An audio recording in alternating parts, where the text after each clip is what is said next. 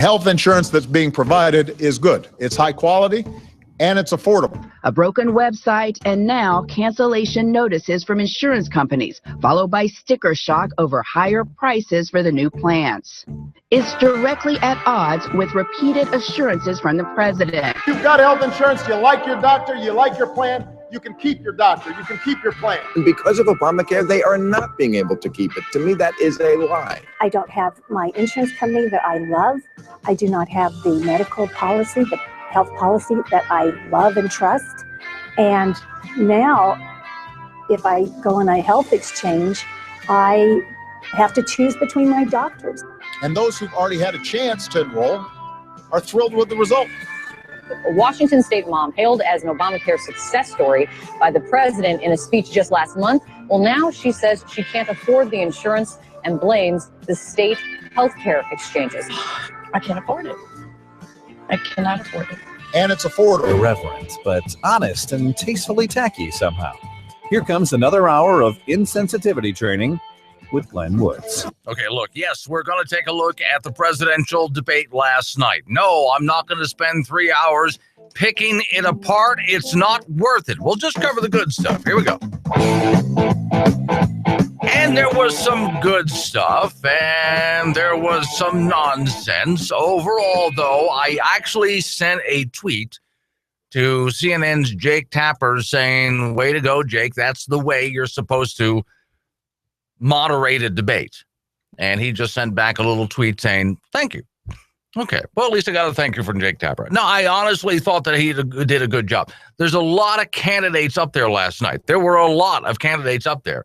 And they had a lot to say in a very short period of time. So how do you keep it moving like that? So that's what Jake Tapper did, is he kind of kept it going. Now, I did hear some criticism that Jake Tapper was basically pitting one candidate against another. But, you know, like, for instance, saying, well, Donald Trump said this about Carly Fiorina's face. Carly, how did he respond?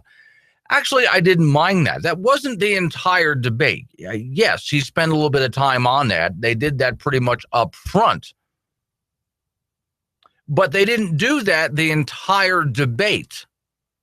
It was just the opening of it. From there, they went on to legitimate topics. Yes, I will agree that a lot of time was spent with the candidates personally sniping at each other, and frankly, it bores the hell out of me. There were times I just wanted to change the channel. I mean, even Chris Christie said, if I was watching this right now, I would just go ahead and change the channel and walk out of the room. And I'm thinking, Chris, there's a couple of times I wanted to do that, just change the channel and get up and walk out of the room. But I didn't. I stuck with it. Okay, so looking at the debate last night, overall, I think all of the candidates did a pretty darn good job with it. Overall, I would say I was pretty impressed with the way the candidates did. Okay. However, I wanted less personal attacks, more details from these guys. There was a problem with more details from these guys. I think in part because of the time that they had, that there was a problem with more details from these guys. All right, well, maybe as we start reducing the number of candidates, we'll get a chance to hear some more details from these guys. This is what I'm hoping. Well, they've got some things to work on candidate-wise, don't they? I think Donald Trump's really the troublemaker in the crowd. I mean, would you agree that Donald Trump's pretty much the troublemaker in the crowd? Well, he's the one launching personal attacks and the others are answering with personal attacks. All right, let's put all of that aside. We're looking at the Republican clown car right now. And we're looking at candidates who are still trying to fumble around and find what kind of message they want to send you. How to frame the message. Like, for example, I'm looking at Dr. Carson, and I'm thinking, overall, Dr. Carson, Ben Carson, did pretty darn good last night, I thought. He said a lot of things that I wanted to hear, for example. Okay, flat tax, I would prefer that you did the fair tax, but he says he's open to the idea of the fair tax. I like when he was talking about illegal immigration. I'm still thinking a fence idea isn't going to work, but he did briefly talk about removing the incentives for people to show up in the first place.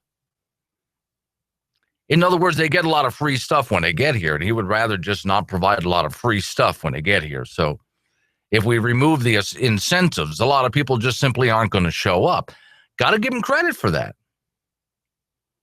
I think Mr. Carson was right about that. I've been saying that myself. I wanted to hear that. Ben Carson, Dr. Carson, had a lot of intelligent things to say, but he's still trying to find out how to talk to people without looking down at the ground. He's still soft-spoken. He mumbles. And by God, he's standing right smack next to Donald Trump with, well, that mouth. Well, come on. No, I'm not trying to be mean to Donald Trump. Come on, guys. Let's be honest about it. Donald Trump and that mouth. So I wonder sometimes, is Trump, I mean, I understand those of you who are Trump fans. I understand the anger that you're feeling. I understand why you want Donald Trump. I get it. But do you think maybe he's really a distraction here? Because sometimes I wonder if Donald Trump is more of a distraction from the issues than anything else. I will agree with Donald Trump that the best thing to do, yes, you need to be an expert in some things. It correctly pointed out by Jake Tapper, the moderator, and by some of the other candidates, you need to know what you're talking about if you're going to take this office. Absolutely, I completely understand. I get it. But Donald Trump had a great point that when you get into a position like this, and he ought to know, he runs some big companies. He's not a know-it-all on every single thing that happens inside his companies. He hires the best people to take those jobs. He puts together good teams. He's got that absolutely right. You've got to put together a good, solid team. Okay, good point, Mr. Trump. When it came to how to handle Iran, I heard a few different ideas here, but in general, I think they pretty much got it right, where you sit down with Iran and just flat out tell them that this is how it's going to be. Some of them were interested. Well, I'll give you an example. Rand Paul was not interested in ripping up the Iran deal right away. Rand Paul is not as much of a hawk as some of the other candidates are. He never was. He's more of a libertarian, anti-war kind of guy. If he can find a way to handle Iran without going to war, he would. But see, there's the thing. I like Rand Paul a lot. I really do. And I agree with most of what he has to say. I would like Rand Paul to be a little bit more of a hawk, because it's a little bit more realistic to be a little bit more of a hawk, honestly, when you're dealing with a nation like Iran. That's the one thing Rand Paul and I disagree on. Needs to be a little bit more of, like, I don't want to say like Obama. I don't want to make a comparison like that. He needs to understand how the world really works, and that you need a strong military for good reason. And sometimes you got to put the hammer down. So you tell Iran how it's going to be. Okay. You need to be in their face about it. That's how you handle a bully. You need to be in their face about it. I wish Rand Paul were a little bit more, because there's so many things that I agree with him on. I wish Rand Paul were a little bit more of an in-your-face kind of guy, but he just isn't. Kind of like Dr. Carson. I just wish Dr. Carson were a little bit more of an in-your-face kind of guy, but he isn't. So, okay, Obamacare. Rip it up and replace it with what, guys? I was listening for somebody to say rip it up and replace it specifically with what? I liked what most of them had to say about the tax code, except for those people who wanted to, like Jeb Bush, like Donald Trump, who wanted to fix the current tax code. We don't need to fix the current tax code. Like Obamacare, we need to replace it because it doesn't work. All right, I'm glad Mike Huckabee brought up one of my favorite topics. Mike Huckabee brought up the fair tax. And even Dr. Ben Carson now has been looking at the fair tax going, come to think of it, it's probably not a bad idea, and I'm more than willing to look at the fair tax. So, okay. Now, Dr. Carson's looking at the fair tax. I wish more of them would. Didn't hear a lot from Marco Rubio. I thought did a good job last night. I honestly thought he had good presence, did a good job, but he just didn't stand out. Scott Walker now has problems. I think he's been a good governor. He's done a lot of great things for his state, but he's just not standing out in the crowd right now. Neither is Mr. Kucinich. We'll see how he does. Well, again, I you know something? I remember him speaking. I don't remember anything that he had to say. That's part of a problem. You know who I do remember? I remember what Carly Fiorina had to say. She showed that she can put Trump in his place. A guy like Donald Trump is not a problem for a woman like Carly Fiorina. She handled him just fine. But you see, what am I doing here again? I'm going back to the personality profiles, which it's important that we look at some of these things. But let's put the personality profiles aside for a minute. Folks, I want to start hearing the meat of some of these issues, which is difficult not just for the candidates because there's so many candidates, but there's another reason that it's difficult to hear the meat of the subject. The media today are after what? Have you been looking at the news? I know a lot of you have to go to work, I know, but did you look at the news today? Did you take a good look at the way the media portrayed last night's debate? Very little of the irrelevant press got deeply into what the debate was really all about. The heavier issues that were discussed in the debate, the policy issues. Instead, they focused on the sniping back and forth, which again did happen, but that's what they focused on. Why? Because, well, that seems to get the most attention. Look, in this business as I am, I mean, I can honestly tell you this because I'm in the business myself. When I do something outrageous and sensational, more people listen to the program than when I do something where I'm actually discussing important policy. And it just kills me that I wish people would pay more attention to the important policy that we need to pay attention to. So, okay, there's the 11 candidates. One dropped out so far, so, okay, we have just 11 candidates that we had to go through now. The original debate, which had there's two debates, they split them. The first debate had just 4 Republican candidates. The rest of them were in the second part of the debate over there. Oh, by the way, let me go back to Trump for a minute. This for those people who wonder why I pick on him, I want more substance out of Trump. I know, again, the anger, I get it. The first words out of the debate last night were Donald Trump making a lame personal attack against Rand Paul, and Rand Paul's answer to that was, really? I thought we left this kind of behavior when we got out of school. And you know something? He's absolutely right about that. Now, I know this is what Trump is known for,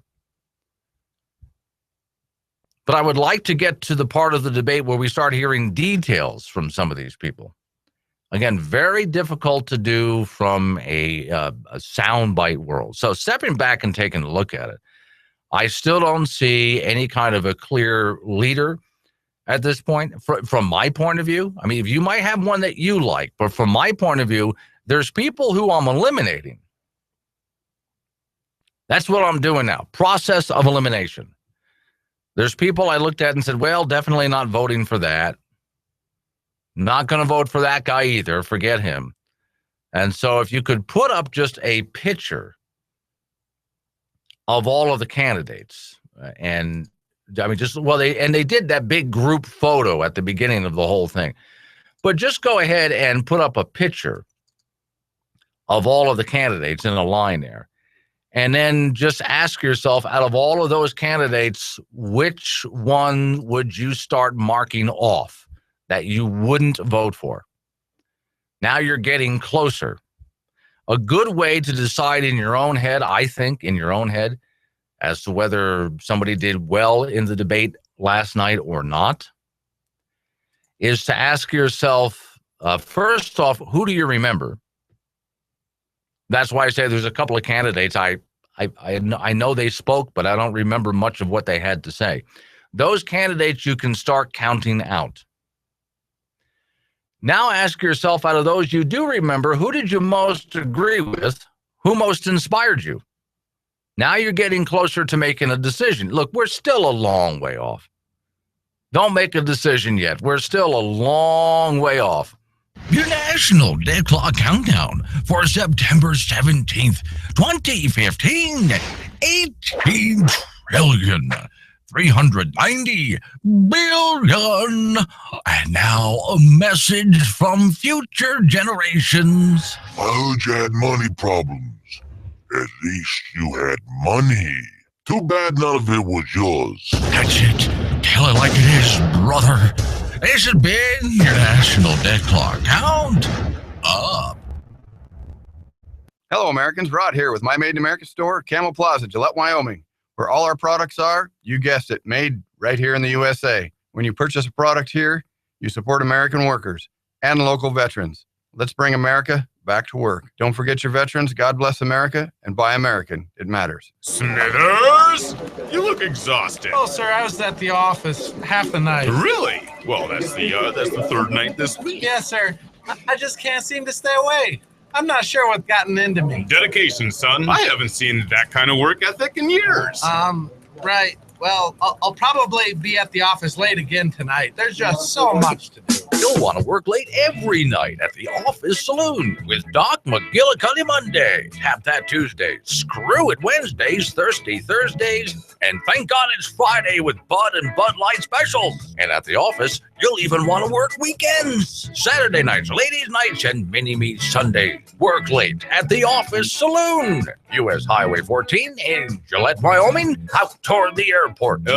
Smithers, is there any luck with that client you've been chasing? Oh, yes, sir. Last night, she gave me her phone number. Attaboy, Smithers. Attaboy. You could either spend $100 getting your phone fixed, or you could go ahead and spend $400 to replace it. At Selectel Wireless in Gillette, we fix phones. Most generally, what breaks is the digitizer or the LCD. This is from being dropped, being smashed, thrown against the wall. No, seriously, 9 times out of 10, people throw their phones. Well, we can fix that too. Save money, fix it, don't replace it. Come see us at Selectel Wireless, next to Office Depot in Gillette, Wyoming. But if you do need a new phone, we have those too. Thank you for calling Don's Supermarket at 1501 West 2nd Street in Gillette. How can I help you? Yeah, hey, listen, having a bunch of people over for dinner tonight. Nothing in the cupboard. So I was just kind of wondering before I came all the way down there, what do you got? Well, let's see. We have chicken breast fillets, $2.79 a pound. Or if you're really hungry, chicken leg quarters, 10 pounds for $4.69. We have Pillsbury cake mix, 99 cents a box. Or how about some Bartlett pears, 99 cents a pound. We also have Peter Pan peanut butter, 2 for $5. Or Jolly Tom microwave popcorn, 2 for $4. They're all on sale until Tuesday. Yeah, all of that sounds really good. But, you know, I don't really like these people that much. Maybe I'll just get some bologna. Oh, relatives, huh? I understand. All right, I think I got this. He makes it his business to know the government's business and how they're all up in your business so you can go about your business. Where was I going with this? Kind of lost track. Anywho, Glenn is back on the air now. Yep, there he is. Oh, there he is. You know, there's another party out there. We're going to get into this in the second half hour of the program. Well, I've called a gentleman who heads up the Libertarian Party. And he's out of Washington, D.C. Or maybe he's been on the program a couple of times. So we're going to have him on I'm going to have him on the program again so we can ask him about what he thought of last night's debate. But also, there's a bunch of Libertarian candidates out there that are running. Yeah, I know. I did. Well, no, I like the Libertarian point of view a lot. I really do like the Libertarian point of view a lot. But did you even know that the Libertarians were running candidates? Yeah. Okay. Do you know, can you name one Libertarian? If you not now, you Libertarians out there, that's cheating. Don't pipe up here. I just want the rest of you to ask the question. Can you even name one Libertarian candidate that's running? Yeah, see, that's part of the problem here. In the meantime, the GOP clown car just goes rolling on down the road. And part of the reason I've gotten into calling it a clown car is because, well, again, what they have to do to get the headlines, what they have to do to get your attention, unfortunately has very little to do with the policies and the issues that we really need to be talking about. Okay, so now let's see. I bet you, I don't want to make predictions. How long do you think it is? How long do you think it's going to be until the attack ads really start coming out? And then who's going to launch the first attack ad? And then once we get the first attack ad launched, I'd like to know from you guys, and I'm very serious about this now, out of the attack ads, who's going to launch it first? No, I mean the real attack ads, the real filthy mudslinging. Okay, now we got ourselves a campaign here. It's still nothing that I'm interested in, and it's not something I'm going to waste your time spending hours talking about. But to me, as soon as I start seeing the first mudslinging attack ads, again, that's somebody else that I just go and cross off. By the way, I had a very interesting discussion with a gentleman that I respect, a guy I really liked just a few days ago, who was telling me why he thought Jeb Bush would make a good candidate and was so electable, and why Jeb Bush could win. And I told him why he thinks people should vote for Jeb Bush, because it's about winning. You know, we got to get in there. We got to win. I think Jeb Bush can win. And my answer is I am done voting for a soft establishment.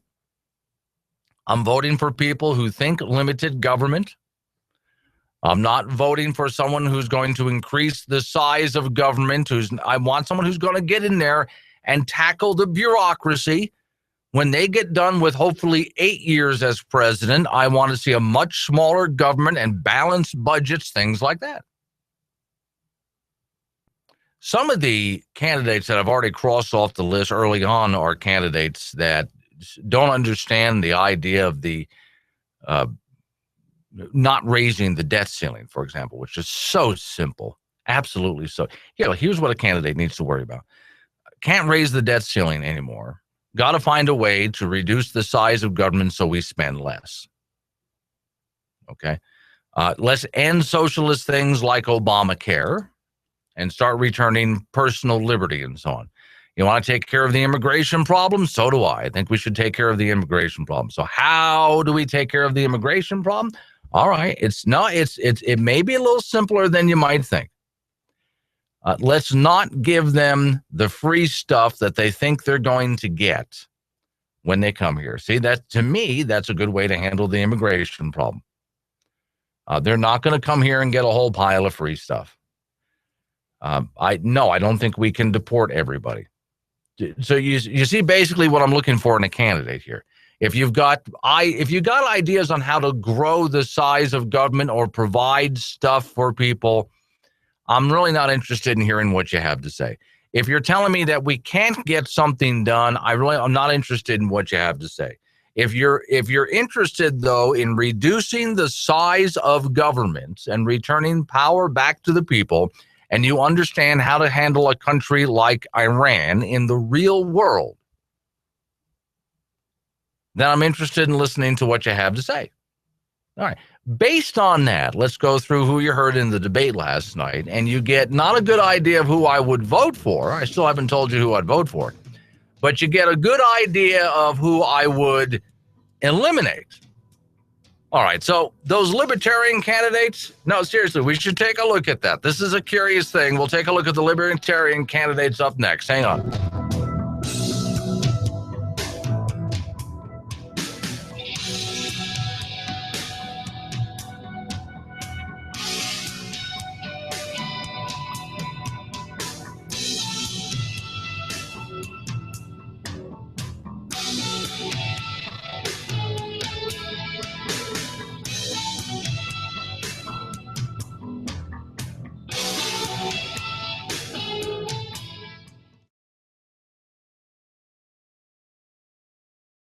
A recent study shows that blind people are having a hard time hearing the all-new electric cars like the Nissan Leaf and the Chevy Volt. As a result, the blind run the risk of being run over while attempting to cross the street. That's horrible. Yes, it is. Hey, you don't want to kill blind people, do you? No, I bought my car to help save the planet. But now you're killing blind people. Well, not yet, I haven't. I just wanted to save the squirrel. Well, given a choice, what would you rather run over? A blind person or a squirrel? Well, a squirrel, I suppose. Well, then forget that electric car. Go buy a big, noisy, gas-guzzling SUV so those blind people can hear you coming. Screw the squirrels. I'm going out to buy one right now. This message brought to you by SUVs to Save the Blind. Jenkins! Yes, sir. Yes, sir. Jenkins, I've hired a bunch of illegal immigrants. Oh, dear Lord, sir. You can't call them that. I can, but didn't they immigrate here? Yes, sir. Did they do it legally? No, sir. Doesn't that make them... Dear Lord, sir, don't say it again. They are to be referred to as undocumented immigrants. Oh, well, okay. Anyway, these guys... No, sir, you can't say guys. It's too gender specific. What if they identify as another gender? Okay, fine. These Hispanics... Are you trying to get us sued? Again, what if they racially identify as something else? Well, what the hell do I call them? It doesn't matter, sir, as long as you feel guilty about it. Viridian dynamics, competition, whether it's animals or this old woman and baby fighting to the death. Competition makes us stronger. In business, that means better products. Pills that look like candy, hands that can shoot lightning, and a new generation of hurricane-proof dogs. Viridian dynamics, competition, it makes everything better. Did you hear? The government is giving away free guns. Yes, free guns. Gun manufacturers around the nation will be mandated to give every citizen a free gun with ammunition. As you know, the U.S. Constitution states that you have a right to bear arms. And since we've been told that anything that is a right, like health care, is given to you by the government for free, then that must mean that soon you'll be able to pick up your free gun. And since free contraceptives are also a right, then that means you get free bullets too. Yes, right now the U.S. government is borrowing money from China and future generations and raising taxes on the mega wealthy just to make sure that you get your free gun guaranteed under the Constitution. Because now anything that's a right in this country is given to you for free. Healthcare is a right, and you have the right to bear arms. It's your right. This show runs on lots of cigars and lots of coffee. So it's sort of like a London fog look in the studio. With that hyper-nervous feeling, as if Jack the Ripper was on the loose. Creepy, but entertaining. It's Glenn Woods. Sending your kids out to play. Now hold still. Mommy, I can't breathe. Well, playtime's not what it used to be. Am I supposed to go out and play if I can't even move? Well, with all the dangers that are out there in the world, like Nerf, soccer balls, hugs, and who knows, your kid might come across a 5-year-old selling lemonade on their front lawn after school. Now this is for your own safety. Put your helmet on. It's hot, all this stuff. Don't take any chances in today's dangerous world. Make sure to bubble wrap your kids before they step out the front door. This isn't fun anymore. I don't want to go out and play if it isn't fun anymore. Don't forget knee pads, shoulder pads, elbow pads, and helmets. Earplugs in case you hear any offensive words. 911 on speed dial on their cell phone. The number of a counselor, just in case they see, hear, feel, smell anything that might be considered remotely offensive. Better idea, just keep them inside. It's far too dangerous out there in the real world.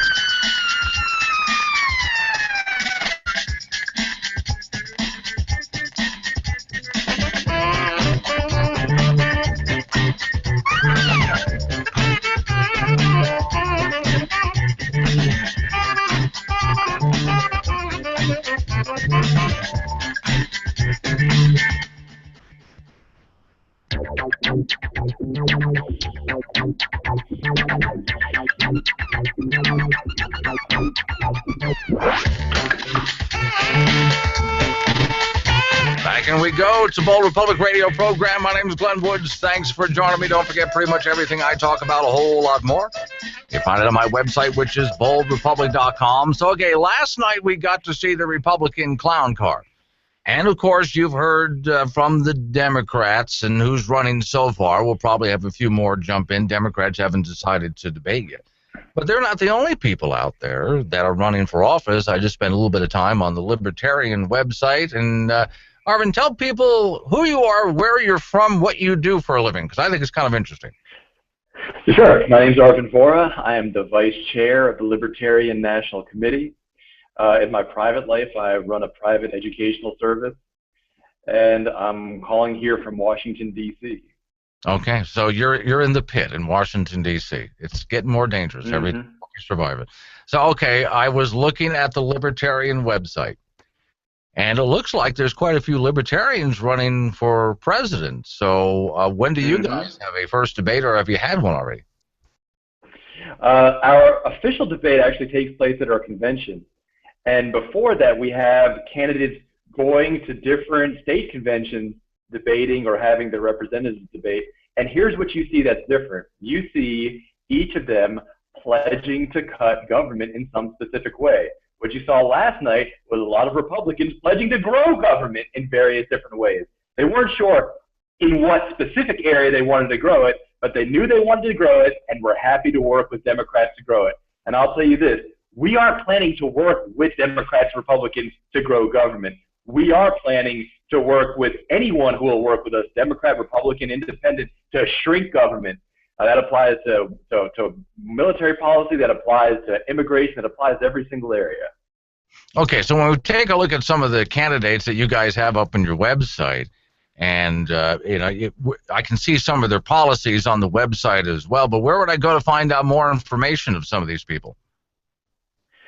You can. Each of them will have their own websites, and you'll see that. I see a lot of familiar faces up there right now, and you're going to see that each of them are talking about different ways to cut government. And just to draw an example of a distinction between what you saw yesterday and what we're talking about, Donald Trump seems like a smart guy. He seems like he knows enough about business. Well, he knows how to make money.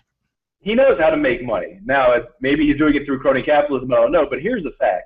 His plan, and the plan that so many of the Republicans back in immigration to build a wall, is ridiculous. I mean, if I cover myself with honey and mosquito attractant and then go outside and then I'm surprised when I get attacked by mosquitoes, the solution is not that I build a 50-foot wall around myself. It's the solution is I stop acting insane and stop attracting the kind of behavior I don't want. And you're going to see libertarians saying obvious. Ben Carson touched on that last night, something I've been saying on his program as well, which is that if we stop providing all sorts of free stuff, we won't be attracting so many people. Is that what you're saying? What I'm saying is this: I don't care if you came here from another country yesterday, or if your great-great-great-grandparents came here in the Mayflower. You don't have the right to anybody else's earnings. No one else owes you a college education or a high school education. No one owes you health care or anything. What I will say, though, is you have the right to pursue it, and you have the right to pursue that without government interference. Government interference is making things expensive. It's making healthcare unaffordable. It's making education unaffordable. And what libertarians are talking about is getting government out of those areas so that those who want to work are able to pay for it. And those who are willing to really put in that effort are going to not have to pay for the good plus another 10,000% markup from government interference. Okay, so let's run through a quick list here for the audience out there that's not too familiar with the Libertarian Party. I'll start internationally and move our way in. So what would the Libertarian Party do about Iran and the bomb? The most important part of libertarian foreign policy is we don't believe in using the military to isolate ourselves from everyone. We believe in using free trade and commerce. And we know for a fact that if you have American businesses and Iranian businesses working together, trying to make money together, depending on each other, influencing their policymakers to make that business more streamlined, make it work better, there's not going to be animosity because we're going to be interdependent the way businesses tend to be interdependent. If instead we use the policy of trying to isolate ourselves economically and then blast everybody to bits militarily, we're only going to create enemies. This is not something that's isolated to Iran. Iran is part of a very large and very complex region, but those large complexities are solved through business and commerce. You should make trade with foreign countries, not war with those countries. Okay, so the next up then would have to be ISIS or ISIL, which, by the way, in this radio show we've changed their names. I don't want them to give themselves their own name. So we now call them pigs. Pseudo-Islamic genocidal status. So I think it fits a little bit better. How would you guys handle that situation? Again, it's very important that we recognize that the military is only to be used to protect a nation. It is not our job to meddle in something that's too complex for us to meddle in. You know, we're sitting here, you know, in Annapolis, we complain that DC comes and intervenes and gets in our way. You know, people in Texas says, like, you know, the federal government doesn't know how to run our state schools, and that's true. But as little as the federal government knows how to run a local community in Texas, imagine how much less they understand how to build a country in the Middle East, a totally different culture. Our job is to stop creating problems by getting out of stuff that is not our business. And so we believe in using trade and not military force to actually build alliances and build bridges so that radical groups are not so attractive. If you go around creating violence and bombing people, you make radicalism more likely. If you instead engage in trade, you make trade more likely. Okay, so into the on the American front, healthcare, because last night everybody seemed to want to tear up Obamacare. So the libertarian answer for that would be? Well, first, to get the government completely out of healthcare, and that starts with repealing Obamacare, but doesn't end there. One of the biggest reasons that medicine is so expensive right now is because FDA approval adds several $billions of cost to the approval of a single medicine. And that means we have fewer antibiotics than we should because it's just hard to break even. It means for rare diseases, it's unprofitable for any pharmaceutical company to actually investigate those diseases. We are hurting our healthcare by driving up costs. So that first step is getting rid of Obamacare and Bush's Medicare expansion. But then we have to go forward and abolish the FDA, get it completely out of the way so that we can return the private sector incentives to cure both common diseases, with antibiotics, and rare diseases that currently have lost any profit incentive. Okay, so let me ask you real quick, and we got to wrap it up because I'm pushing the clock back for you. Happy to do it, by the way. But okay, so you're going to have your convention, Libertarian Convention. And at the Libertarian Convention, you're going to have your debates. But I seriously doubt that CNN or MSNBC or Fox News are going to show up. And that's been one of the problems for the Libertarian Party. How do you guys actually get some attention this time around? In the past, we've had C-SPAN covering our debates. But a big difference that's true now that wasn't true several years ago is that our debates are now heavily covered via social media. And we predict that this year on social media, they're going to be covered more thoroughly than they've ever been covered before. And we're going to see it on Twitter, Facebook, Reddit, YouTube, certainly. And I think that's going to make a huge difference because more and more people are going to social media than to traditional media to get more reliable information. Okay. Arvin, as always, thanks for coming on. Very informative. My pleasure, Glenn. All right. Bold Republic. There are veterans across America having trouble finding work due to mental and physical injuries they received while serving their country. HCCI Transportation is a startup company designed and dedicated to help these hard-working veterans earn the paycheck they need to support themselves and their families. HCCI Transportation Company will be launching very soon, hiring only veterans. HCCI Transportation will be a company set up simply to give back to our nation's heroes and quality of life they need and deserve. Once the company is on the road, we can start providing our veterans with the income, work environment, and quality of life they need and deserve. Veterans are the only people who sacrifice in defense of our great nation, and we owe them much more for our freedom. What they need most is steady, good employment, and you can contribute. Find out how you can help this company launch by calling Shane Annerman, 760-608-7313. That number is 760-608-7313. Hey, what's the rush? What are you doing? I'm stocking up for winter. Well, that's probably still a long ways off. What's the rush? Jack's Liquor and Bar has beer on sale. Yeah, so? It's $23.75 for a suitcase. The Bud Light, or Coors Light. You can't beat that. What about things like meat and bread and the essentials? Beer is an essential. The sale only runs Friday, Saturday, and Sunday. Jack's Liquor and Bar, 302 East 2nd Street, across from Napa Auto Parts. Bud Light, Coors Light, $23.75 a suitcase. While supplies last. Friday, Saturday, and Sunday only. You're gonna have enough room in the refrigerator for all this beer? Oh, good point. Help me eat the food. Hi, my name is Jacqueline McKinney, owner of Fast and Furious Detailing. Do you need your RV or toy hauler cleaned? We will get it ready for you. So all you have to do is go have some fun. Or how about after fun, we can clean it up. We will even wash all of your bedding for you. Does your boat have dark film all around the outside of it? No problem. Fast and Furious Detailing is a full-service detailing company. We detail cars, SUVs, trucks, RVs, toy haulers, boats, ATVs, UTVs, and motorcycles. Fast and Furious Detailing hopes you can find everything you need. Our company is focused on providing high-quality service and customer satisfaction. We will do everything we can to meet your expectations. With a variety of offerings to choose from, we're sure you'll be happy working with us. We're located at 5753 South Windland Drive, and our phone number is 307-682-2470.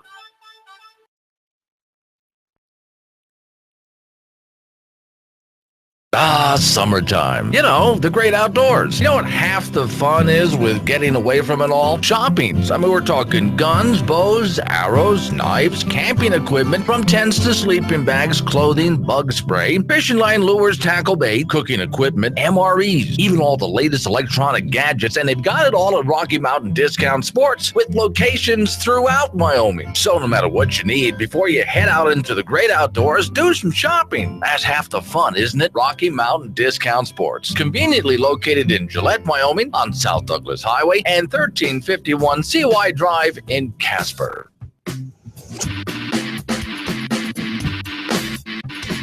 What's a good cup of coffee if you can't spit it across the dashboard now and then, right?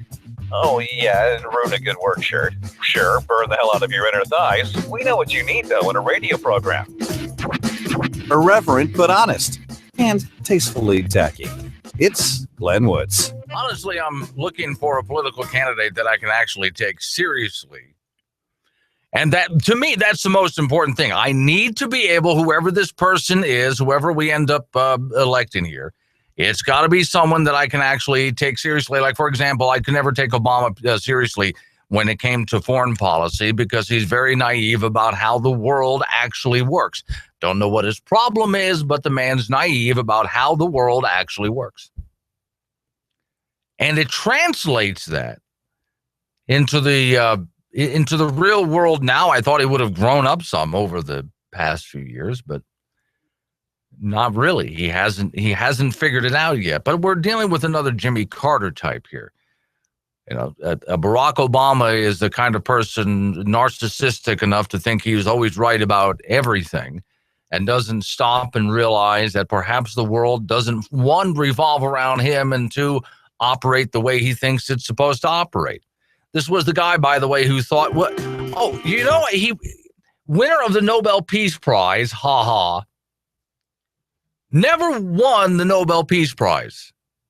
Was given to him, and he was supposed to live up to it. Remember that? Okay, should they take it back? Well, the story I have coming up next is about Obama and his Nobel Peace Prize, because there are those people who gave it to them on the Nobel Committee that instantly regretted it and have been regretting it ever since. I'm looking for the candidate that understands how the real world works. That mainly last night while I was watching the debate, that's what I was doing. Where is the candidate? Yeah, and I think you can boil down your qualifications to three things.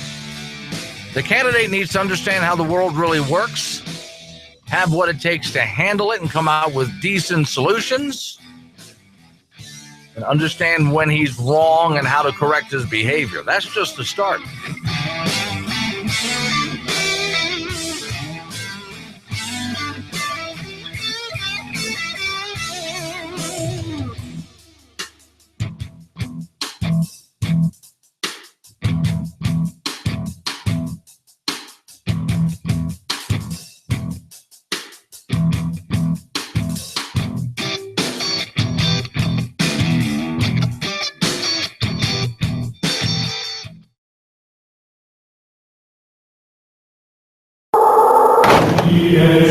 Welcome to the Church of Global Warming. Sorry, I just came in to get out of the cold. You don't mind, do you? Well, you know, the cold outside is due to global warming. Wait, wasn't this the same church that said that this part of the world was going to be a sandy desert by now? Global warming works in mysterious ways. Right, kind of like God works in mysterious ways. Hey, careful how you talk about the Obama. You know, I think I'll just wait outside and suffer in the driving blizzard. Besides, it's freezing cold in here. That's because global warming froze over the wind turbine blades in the clouds, and snow and ice cover the solar panels, you idiot! Hello, America. Have you had enough of the NSA spying on you? Would you like to get a little revenge? Well, how would you like to join us? As the ASN, the American Stalkers Network, is looking for creepy people to out-creep the creeps at the NSA. And if you're one, or you just want to out-creep the federal government, we would like to talk to you. Do you like stalking and hacking on computers? Do you like the idea of staring into a 20th floor city apartment window with a drone camera? Does digging into a complete stranger's personal information excite you? What if that stranger worked for the NSA? Now you're talking. Would you like to take that personal information and turn it over the blogosphere? Or maybe the IRS? If so, give us a call today, but use a payphone in another state. Oh, and if you've been convicted of unwanted groping, we're going after the TSA next. Sorting through the nonsensical nonsense that makes your life a living hell. It's Glenn Woods. OldRepublic.com.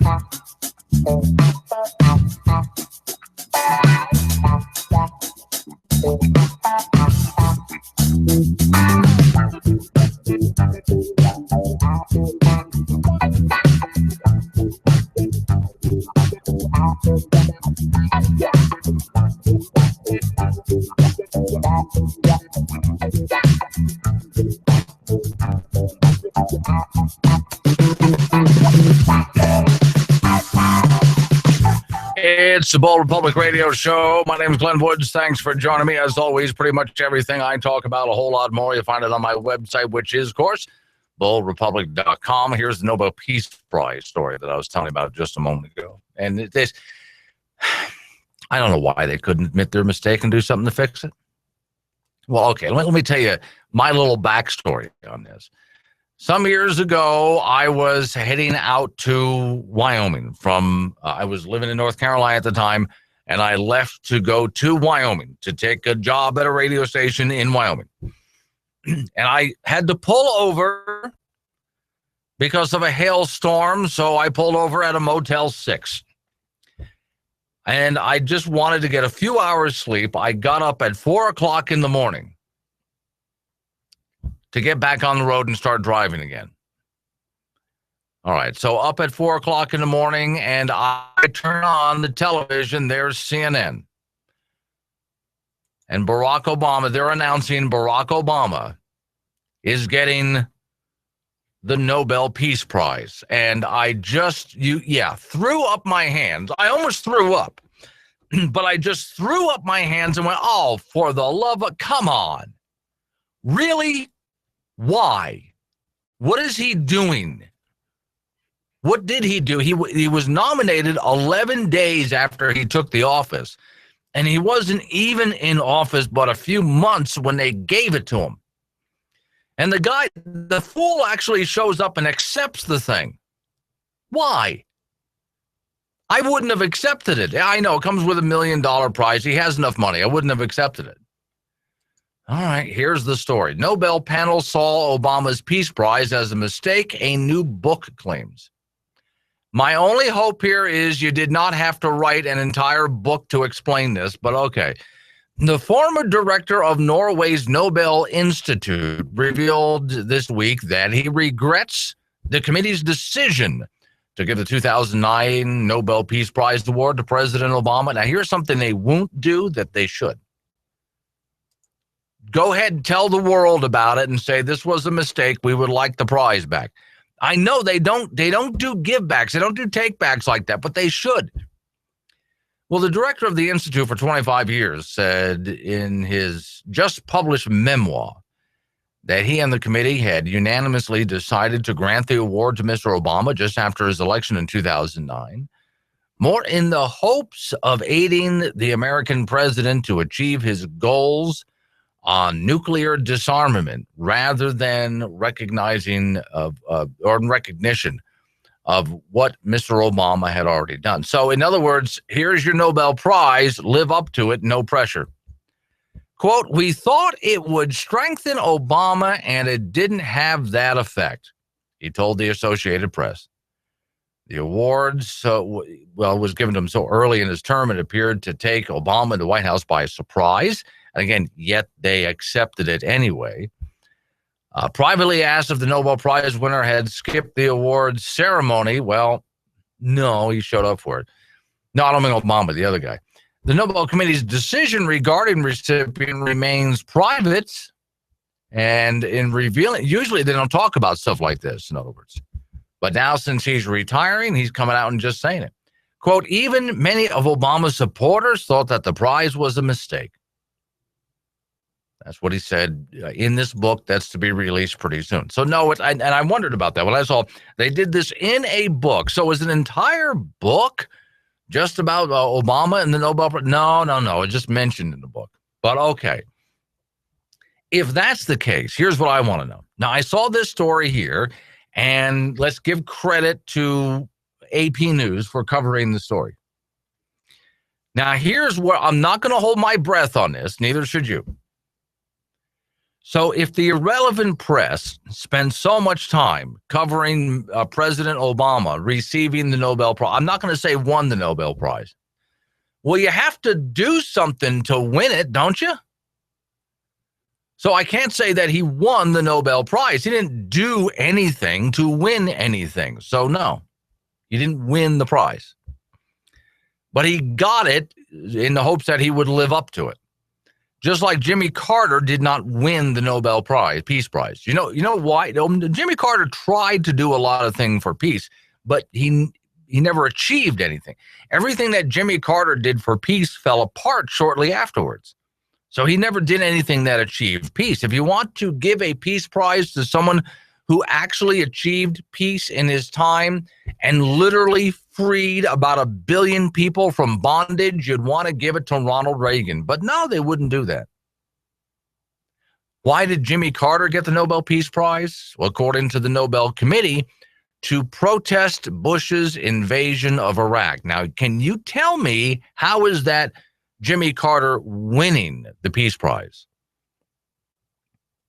It isn't. He's not winning anything. It was given as a protest against somebody else. All right, so the Nobel Prize Committee has since decided that they're not going to do this anymore. They're going to get out of the practice of giving the prize as a protest against somebody else, out of giving the prize to somebody in hopes that they would live up to it.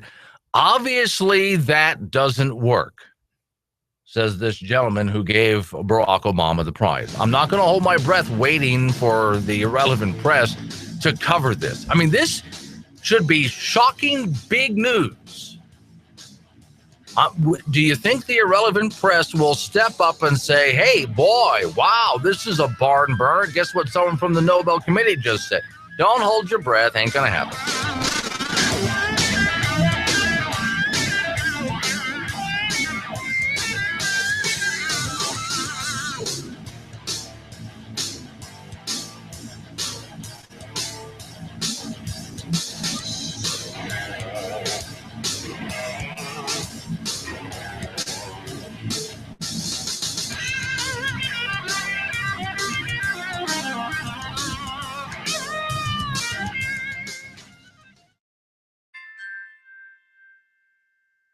My fellow Americans, for months now, you've heard from dozens of candidates regarding their positions on immigration, negotiation, regulation, taxation, and a variety of other Asians. Well, I don't have any solutions to any of that. After all, much smarter people than me have been disagreeing over these issues for decades. So why should I get all riled up about it and fight with my relatives? You still want to get invited to Thanksgiving dinner, don't you?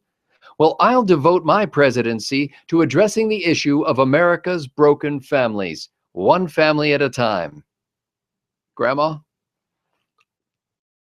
If you elect me president of these United States, I promise that I'll deal with the real problems that affect your daily life. Too often in this economy, the can gets smaller, but the price stays the same. Or the can stays the same size and there's like that much in it. I mean, who are they kidding? Not me. I'll take on the powerful special interests like Big Can and Big Box. If you want to raise the price, Mr. Corporate Fat Cat, why don't you just raise the price, you weasel? It's not like we're going to give up the price, you weasel. It's not like we're going to give up drinking coffee or eating Fruit Loops. When it comes to borders, I'll build a wall between each parking space at the mall. That way you clowns who don't know how to park straight can bang your car door against the wall instead of putting a ding in the doors of our natural-born American imported cars. Addictions are tearing this nation apart. My administration will make it a top priority to end the tragedy of binge watching when one family member's not home. Maybe you're one of those people who's working harder and harder, but falling farther and farther behind because they're binging when you're at work. It's just not fair. It's not enough to have equal opportunities. You deserve equal outcomes. One of the major issues facing working families in this nation is major appliance inequality. You know what I'm talking about. You've got a load in the washer that's been done for 15 minutes, but the dryer's still running. You keep going back to the laundry room to check, but your underpants are still moist.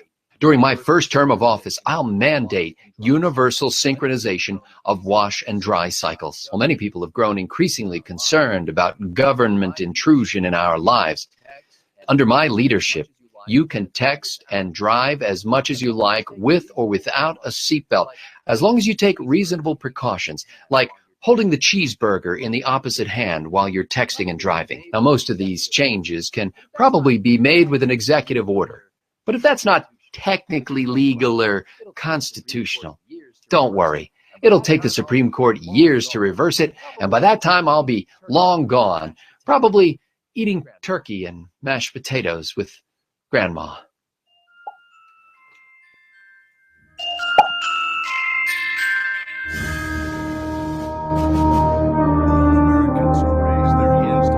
The young Americans who raised their hands to fight radical Islamic terror deserve a commander-in-chief as courageous as they are.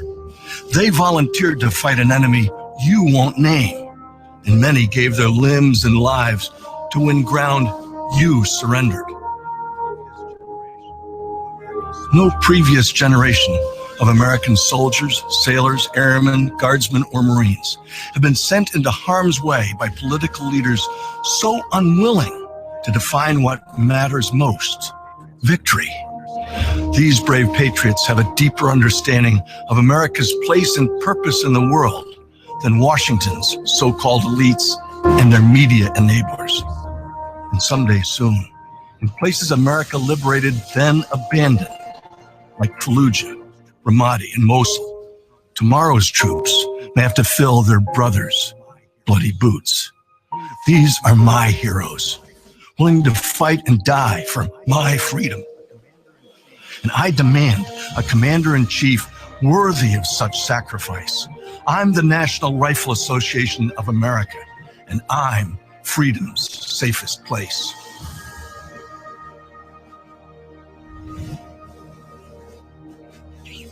Do you find yourself living in California and able to buy less and less of the basic fun and necessities of life? Well, now you can shop free at will because of a new chain of stores opening up on the California border. It's Banned in California. Yes, Banned in California provides all the products that you're no longer allowed to buy inside the California border. Guys, have you been wanting to buy that new fur coat for the little lady? What about that massive, energy-guzzling big screen TV? You'll find it on sale now at Banned in California. Serious lawnmowers that get the job done and big SUVs. And yes, to keep those little kitties happy, get them a Happy Meal with extra trans fats in the food court, of course. And feel free to walk around and smoke inside while the little lady goes to the tanning bed. Yes, banned in California, now located at every state location along the California border. Open 24 hours a day, 7 days a week. Illegal immigrants on staff to show you how to sneak back across the border with everything you've purchased.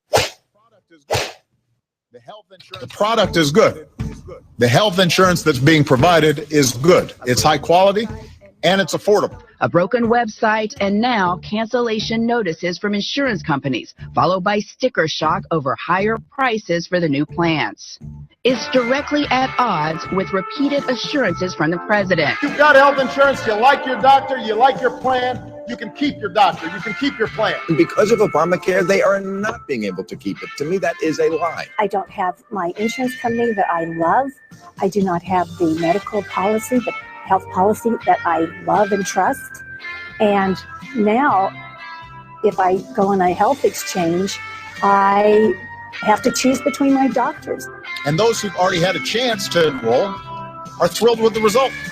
A Washington state mom hailed as an Obamacare success story by the president in a speech just last month. Well, now she says she can't afford the insurance and blames the state healthcare exchanges.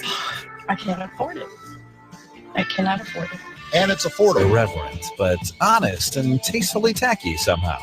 Here comes another hour of insensitivity training with Glenn Woods. It's a Bold Republic radio show, and you're listening to a Thursday edition of it. And usually on Thursdays, we head on out and talk to Wyoming Liberty Group, where if I've done this properly, Amy Edmonds from Wyoming Liberty Group standing by. Are you there?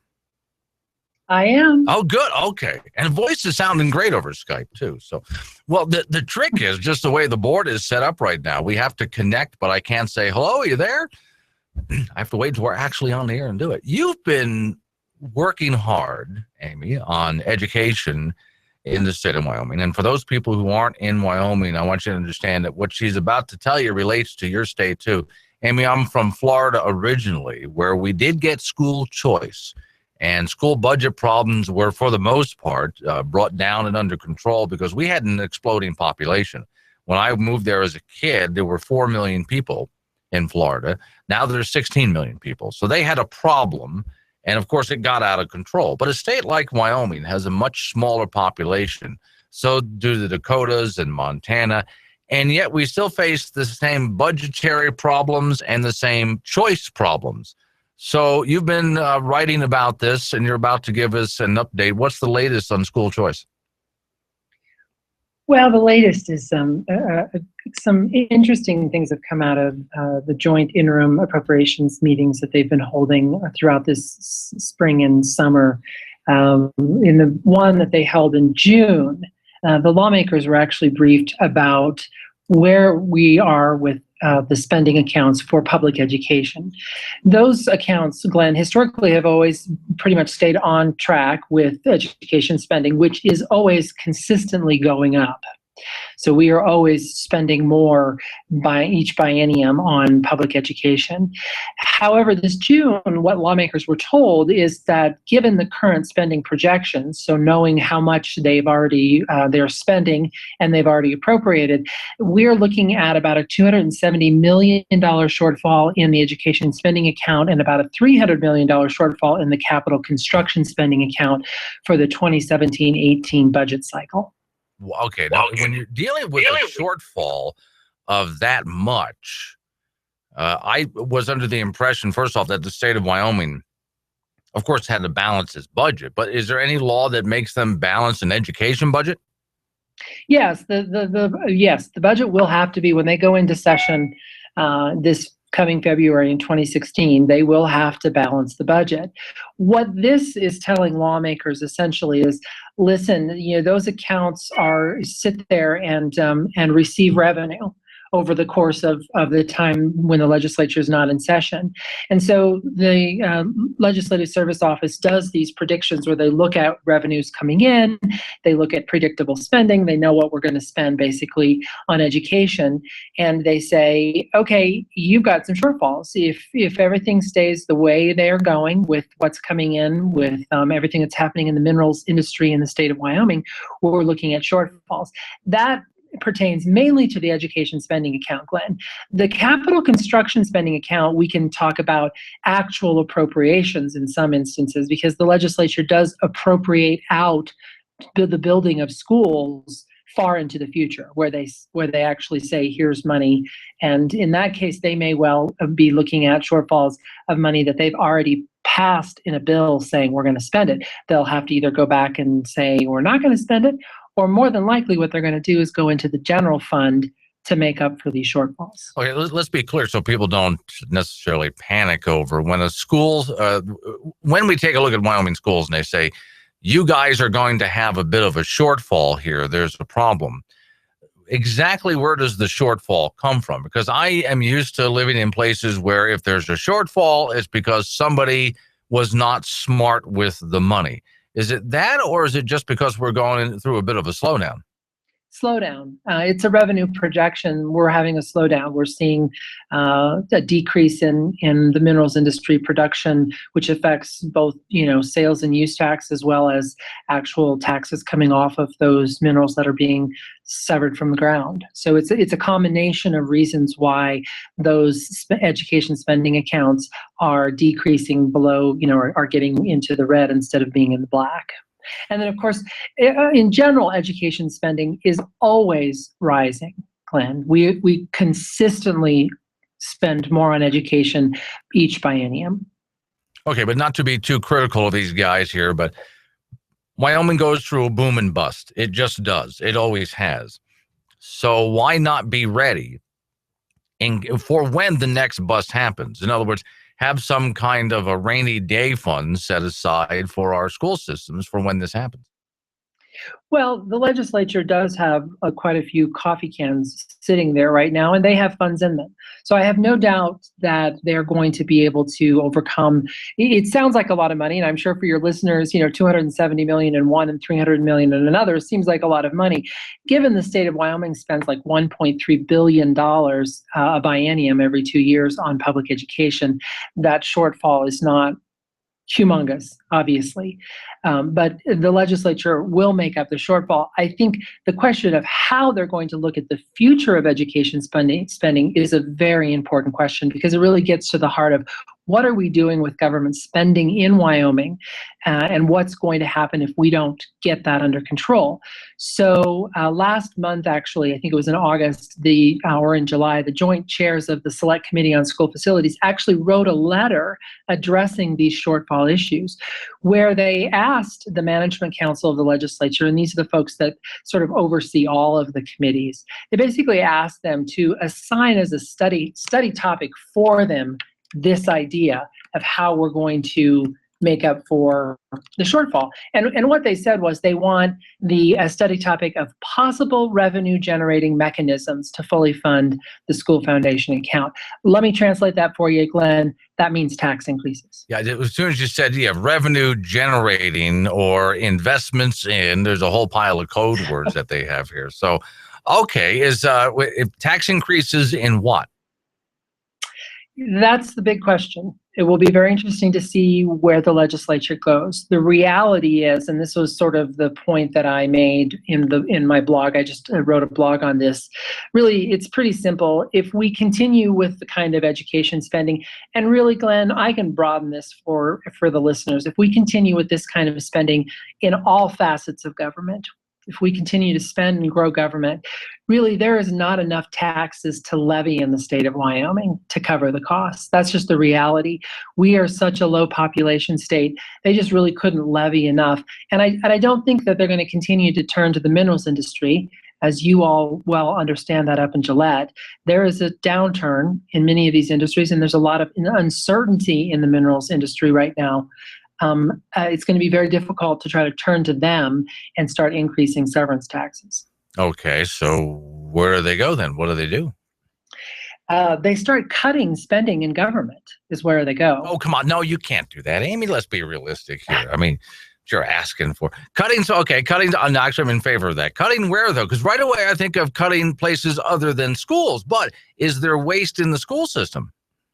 Absolutely. So, and the point that I make in my blog is that Wyoming legislators need to be looking seriously at school choice initiatives and looking at other states. And you mentioned that you're from Florida. There's a great example. Florida has seen through scholarship programs, they have seen real, actual spending cuts, real decreases. So in the state of Florida, who initiated a tax credit scholarship, corporate tax credit scholarship, so corporations in the state of Florida were able to, decrease their tax burden to the state and instead give it to a tax credit scholarship organization. That program alone showed a taxpayer savings of $1.49 in education funding for every dollar that they lost in the corporate income tax revenue.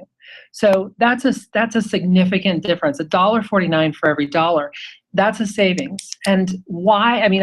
I'm always perplexed why the Wyoming legislature has been so resistant to looking at real choice initiatives, because what we see in choice in education are real savings. Wyoming spends $16,000, something like that, per child. We look at other states that have more choice mechanisms in their state, and they're spending half that amount of money. I came across a story. I probably should have sent this to you. I came across a story where New York City is spending almost $22,000 a child per year and getting horrible results. But then you take a look at a state like Utah, and Utah isn't spending anywhere near that. It's like a little over $6,000 per student per year, but they're getting much better results by far than New York is. So apparently increasing the amount of money. Oh, by the way, most of that money that New York is spending went to an increase in their pensions and their health care rather than into the classrooms and to the students as well. So that's why I brought up at the very beginning, voucher system. Is that a good way for Wyoming to go? What do we do here? Maybe just look toward charter schools? Listen, I think there are so many options for us to look at, Glenn, and the state should be looking at all of them. There's a myriad of different options from opportunity scholarships or vouchers, tax credit, deregulating the private school industry so that we can see more and more private schools opening up. The bottom line is giving parents more choice is going to be a relief for taxpayers in the state of Wyoming. That's just the reality. Other states have seen it. It's the reality of what happens. But what it requires is the political will and leadership to do it. And that's difficult because public education is a big business. It's a lot of money, and folks in that industry don't want to give up their dollars. Okay. So I also, here I'm going to play devil's advocate. I've already asked some people who are homeschooling and charter school people in the state of Wyoming, but it's always worth asking, I think. But Wyoming is such a big state landmass wise, and there's so few people spread out over such a large distance. Do we have the infrastructure of charter schools, private schools, and home schools available that can actually take up the slack? As the saying goes, Glenn, if you build it, they will come. I think the reality for other states has been that when you see these kinds of education policy initiatives actually being made into law, do I think it'll happen overnight? No. But will it happen?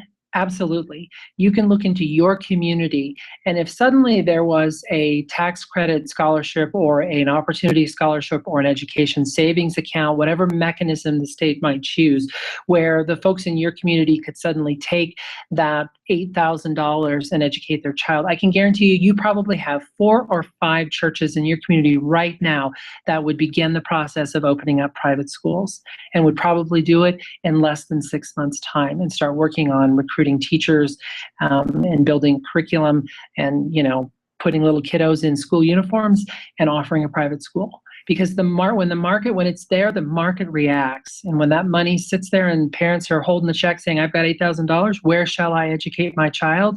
They will have alternatives. Okay. Well, one of the answers that I see when I look at this, I'll have to give credit to New York. I hate to do this, Amy. Got to give credit where credit's due. New York City did do one thing right. They have their charter schools and some private schools located on and in public school property. So a kid might show up at the public school building, but may end up going down the hallway to a charter or a private school. Yes. So, of course, charter schools are part of the public school system, and they have, in many states, they have the right to use public school facilities that aren't being used by, the district for a school or for other things. That absolutely works. And, at the end of the day, this is all taxpayer dollars going to educate children. So I think it is very clever and very efficient for states like New York to use those infrastructure things that they have for all of the different varieties of choice. Whether we can get that done in Wyoming, we'll see. More with Amy Evans from Wyoming Liberty Group in just a moment. I'm Professor Burke from Farmers Insurance, and this is 30 Seconds of Smart. So you want discounts on your home insurance? Upgrade your roof. Upgrade your plumbing. Get a burglar alarm. Get a fire alarm. Combine policies with your spouse. Bundle your coverage. Quit smoking. And of course, talk to farmers, because the more you know about home insurance, the more you can save. We are farmers. Get smarter about your insurance at farmers.com. Stop by and see Lyle Austin, 201 West Lakeway Road in the Lakeway Professional Center, 686-5002. That's 686-5002. Hello, Americans. Rod here with my Made in America store, Camel Plaza, Gillette, Wyoming, where all our products are, you guessed it, made right here in the USA. When you purchase a product here, you support American workers and local veterans.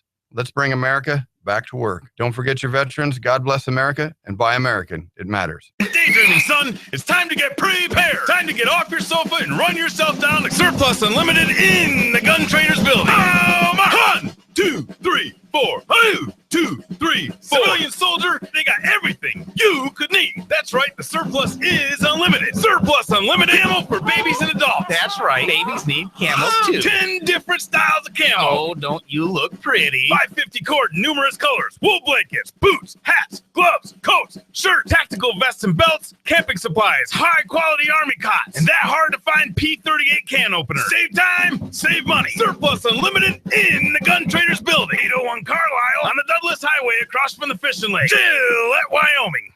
Hey, honey, are you mad at me? No, what makes you think that? You kind of got steam coming out of your ears. It's not coming out of my ears. I'm vaping, like smoking without the smoke. And Hothead Vapor in Gillette has more flavors than you can shake a stick at. Hothead Vapors in Gillette, Wyoming. Electronic cigarettes, liquids, and accessories with a large selection of personal vaporizers, kits, mods, tanks, accessories, and over 260 flavors of e-liquids. 404 South Douglas Highway, Gillette, Wyoming. Open Monday through Friday, 10 till 8 p.m. weekdays, 12 to 8. And no matter where you are, you can find great deals online at hotheadvapors.com. So, you like vaping over smoking? Oh, heck yeah. And no stinky mess. So many flavors, and it helps me relax. Are you relaxed now? Sure. Good. Because, well, I accidentally dropped the cigarette ash on your new shirt. Kind of burned a hole through it. All right, now there's steam coming out of your ears. Hothead Vapors in Gillette, Wyoming. Stan, why are you wearing a sweater with a bullseye? Because it's hunting season. Right, so... And there are hunters everywhere. Okay, but why the bullseye? Well, if everyone's been shopping at Rocky Mountain Discount Sports... Oh, right, that's bad. The way I figure it, we don't stand a chance. Oh, good point. We don't stand a chance. Might as well give them a clean shot. With everything you need for hunting season, Rocky Mountain Discount Sports, with locations in Casper, Gillette, Riverton, Sheridan, and Cody, Wyoming. Nice knowing you, Frank. You too, Stan.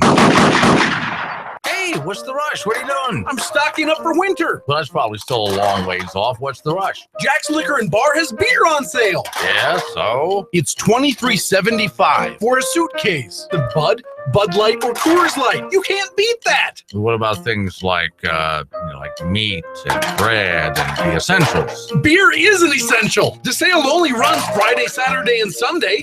Jack's Liquor and Bar, 302 East 2nd Street, across from Napa Auto Parts. Bud Light, Coors Light, $23.75 a suitcase. While supplies last. Friday, Saturday, and Sunday only. You're gonna have enough room in the refrigerator for all this beer? Oh, good point. Help me eat the food.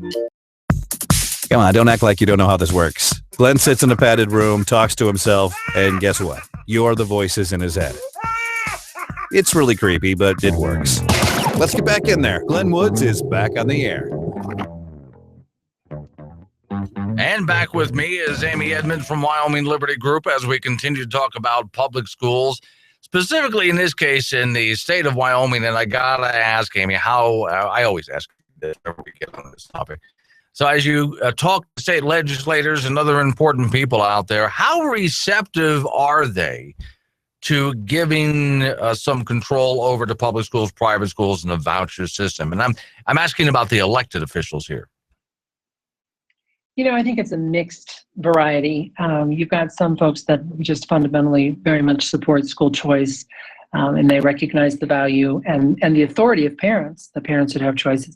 Then you have probably a group of legislators who are skeptical. I think they're concerned with how it's going to work, if it will work well in Wyoming. And then you have the block of folks who are just completely, systematically, ideologically opposed to choice. They're strong supporters of the public school system, teachers' unions. They don't want the control of education out of the state's hands, and they certainly don't want parents to have choice. See, and I would think in a state like Wyoming, there'd be very few of those people in that last group. There's probably more than you would imagine, Glenn. I didn't want you to say that. You know that. I know you didn't, but I had to. Okay, well, now let's get away to the bureaucracy then, because that's the fourth branch of government that people are just starting to acknowledge is the fourth branch of government. Where do they come down on school choice?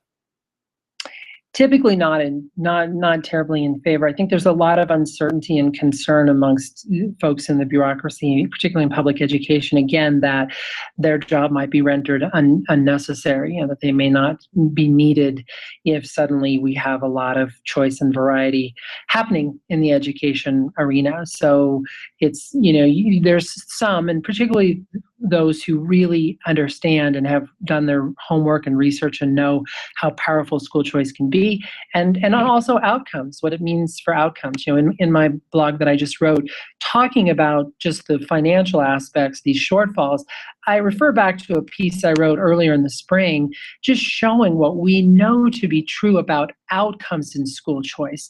There's a variety of different reports where we've evaluated, a voucher program. So in Washington, D.C., we looked at graduation rates, and they're as high as 91%. In comparison to, they're like 30% higher than the graduation rates of regular DC public schools. So kids in Washington, DC, who used to attend the voucher program were graduating at a 30% higher rate than those kids in the inner city in public schools. I could go on and on. There's markers. You can read the blog for yourself. There's lots of research out there that shows that we see greater outcomes in school choice. So people in bureaucracy who take the time and who really care about kids and want to know what works and what works well, they'll support public education. Yeah, well, when it comes down to, do I care about the kid or do I care about my job and my pension? You know which way, I hate to say it, but you know which way they usually fall. So who do you talk to if you're someone who's in favor of a voucher system in the state of Wyoming? Who do you go to? If you're a parent and you're listening, you want to know who to talk to, you need to go, take your local state legislator out for coffee and have a conversation with them about school choice and about the kind of choice that you'd like to see in your community. It certainly does not hurt to also spend some time getting to know your local school board and talking to your school board members about what you as a parent want and what you want to see in your district and what kind of choice. Because there's a variety of different kinds of choice out there. There's, the big stuff that you and I are talking about, but there's choice as small as, I would really like to not be a zip code school district. In other words, in Gillette, I'm positive that the children go to the school based on what home they live in, where the address of their home is. Casper and Trona County is the only school district in the state that actually doesn't have that. It's a great little bit of choice. It's an oasis of choice in the public school system, in that parents in Casper can go take a look at all the different elementary schools and say, I don't want to go to the school that's closest to me or the one that I'm assigned to because this is my street address. I want to go to that school over there because I've heard it's got a great program or a great teacher or whatever. So talk to your local school board member. There's a lot of choice that you can try to get. Okay, gotta run. Find Amy Edmonds at ylib.org. Thanks for coming on, Amy, as always. I appreciate it. Thanks.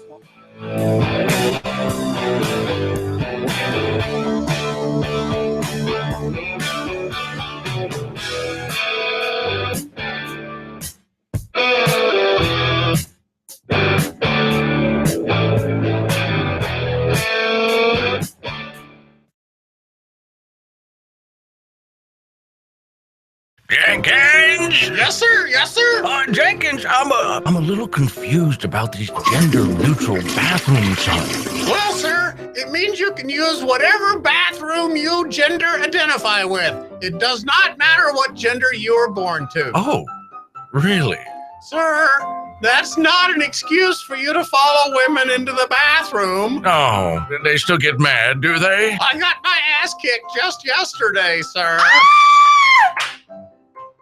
You shouldn't have to pay to talk to the people closest to you, or the people who used to be. That's why Umbrella Wireless is proud to announce the new Friends, Family, and Recent Ex-Girlfriend plan. Now you'll get unlimited calls to your best buddy, your mom, or Cindy, once she realizes that you're seriously meant for each other and should stop screening your calls. Now the 30 minutes of agonizing silence where you're both afraid to hang up may drain your battery, but it won't drain your wallet. And you'll get unlimited calls just to check if she still cares enough to pick up, with no extra charges. With the Friends, Family, and Recent Ex-Girlfriend plan, your phone will automatically answer calls from your ex, because maybe she finally realizes that you're the only one for her and wants to get coffee sometime. Now, after lonely nights of looking at pictures of the road trip you took together when everything was great, your misspelled texts are absolutely free. The only thing you have to pay for is the booze. The Friends, Family, and Recent Ex-Girlfriend plan, because she wants you back. She just doesn't know it yet.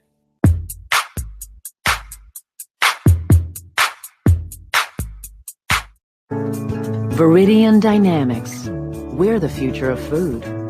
Developing the next generation of food and food-like products. Tomatoes, the size of this baby. Lemon-flavored fish. Chickens that lay 16 eggs a day, which is a lot for a chicken. Organic vegetables, chock full of antidepressants. At Viridian Dynamics, we can even make radishes so spicy that people can't eat them, but we're not, because people can't eat them. Viridian Dynamics. Food. Yum. Hey friends, do you find yourself living in California and able to buy less and less of the basic fun and necessities of life? Well, now you can, because of a new chain of stores opening up on the California border. It's Banned in California. Yes, Banned in California provides all the products that you're no longer allowed to buy inside the California border. Guys, have you been wanting to buy that new fur coat for the little lady? What about that massive, energy-guzzling, big screen TV? You'll find it on sale now at Banned in California. Serious lawnmowers that get the job done and big SUVs. And yes, to keep those little kitties happy, get them a Happy Meal with extra trans fat in the food court, of course. And feel free to walk around and smoke inside while the little lady goes to the tanning bed. Yes, Banned in California, now located at every state location along the California border. Illegal immigrants on staff to show you how to sneak back across the border with everything you've purchased. Sending your kids out to play. Now hold still. Mommy, I can't breathe. Well, playtime's not what it used to be. Am I supposed to go out and play if I can't even move? Well, with all the dangers that are out there in the world, like Nerf, soccer balls, hugs, and who knows, your kid might come across a 5-year-old selling lemonade on their front lawn after school. Now this is for your own safety. Put your helmet on. It's hot in all this stuff. Don't take any chances in today's dangerous world. Make sure to bubble wrap your kids before they step out the front door. This isn't fun anymore. I don't want to go out and play if it isn't fun anymore. Don't forget knee pads, shoulder pads, elbow pads, and helmets. Earplugs in case you hear any offensive words. 911 on speed dial on their cell phone. The number of a counselor, just in case they see, hear, feel, smell anything that might be considered remotely offensive. Better idea, just keep them inside. It's far too dangerous out there in the real world. Need to let off a little steam? Yep, that's why we installed phone lines into the studio. Call Glenn now. Old Republic is on the air. Here's Glenn Woods.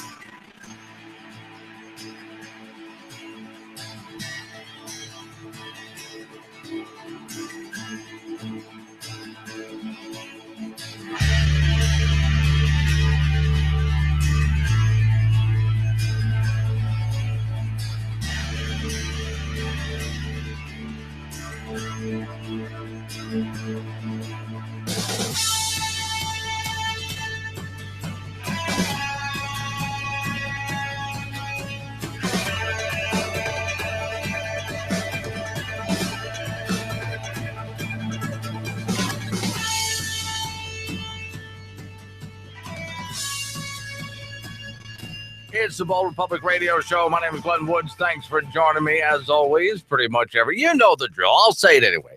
Pretty much everything I'm talking about, a whole lot more on my website, boldrepublic.com. Tim from Tampa chiming in saying, since we were just talking with Amy Edmonds, Wyoming Liberty Group, about schools, he was saying that, well, it seems to him that New York is a little less engaged than, let's say, Utah would be. Now, for those just joining me, what I was talking about with, again, Amy Edmonds, Wyoming Liberty Group, what I was talking about with her was school choice. And I brought up an article. I think I might have brought this up to you earlier this week. In New York City, they spend a little over $21,000 a year per student, which is the highest in the country. And their school system is absolutely atrocious.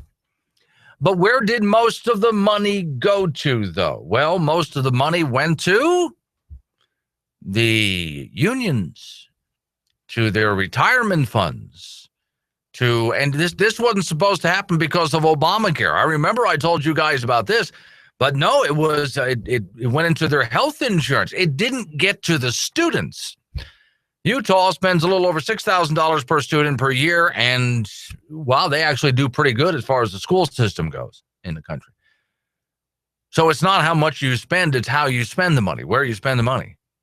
So Tim from Tampa writes, parent participation brings down the cost per child.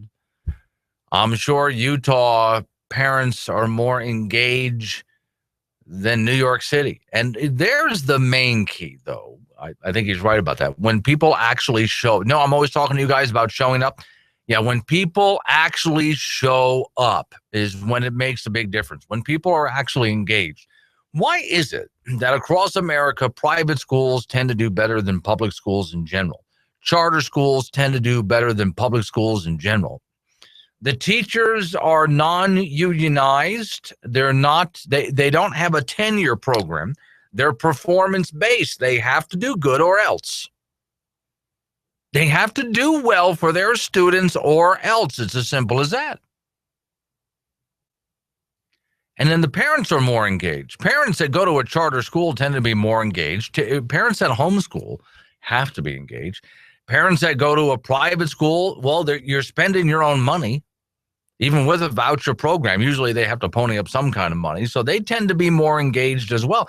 That's really what it comes down to. When you go to most schools these days, you take a look at the, do they even call them PTA meetings anymore? Used to be Parents Teacher Association. When you go to those meetings, much like a city council meeting, county commission meeting, not a whole lot of people are there. See, we do this when we get engaged. No, I'm not talking about getting married. I don't want to marry you. I like you. I'm not marrying you. No, when we actually get engaged in the fight, we actually, when you care about your kids and you show up to these things, when you go talk to your teacher on a regular basis and work with your teacher, that has a lot to do with it. But, it depends on where you go. I think New York is probably one of the places, but how many places do they actually encourage the teacher, the parents to show up and then maybe go out and give the parents a hard time when they don't show up? Because, all right, a kid doesn't show up for school. He's truant on a regular basis, right? So, yeah, they send out truant officers and the kid's got to show up. But what about when the parent doesn't show up for the meetings? Now, there's something I'd like to see from the schools. I'm just thinking out loud in this one here, but there's something that I would like to see. What about if we sent essentially truant officers out to the parents and said, hey, you should be here at these meetings.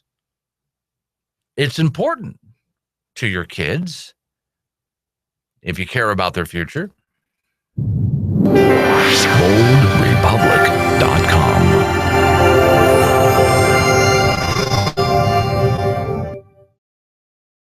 So over in that corner, we have three guys talking about Bigfoot. Over there, they're talking about the game that's on the TV above their heads. That table, I've lost track of what they were talking about a long time ago, but the conversation keeps getting louder. Then someone puts their favorite song in the jukebox, and here comes that guy who thinks he can dance, but he can't dance, but he thinks he can. Nobody really cares that he can. In a moment, I'm going to walk over to their giant humidor and pick out a nice stogie. They have great cigars in a huge humidor, Pat's Liquor, where if you haven't made friends, then you haven't been there more than 2 minutes. Give it another minute and make some friends at Pat's Liquor, 600 South Douglas Highway, Gillette, Wyoming, right next to Wells Fargo Bank. Happy hour, 4:30 till 7.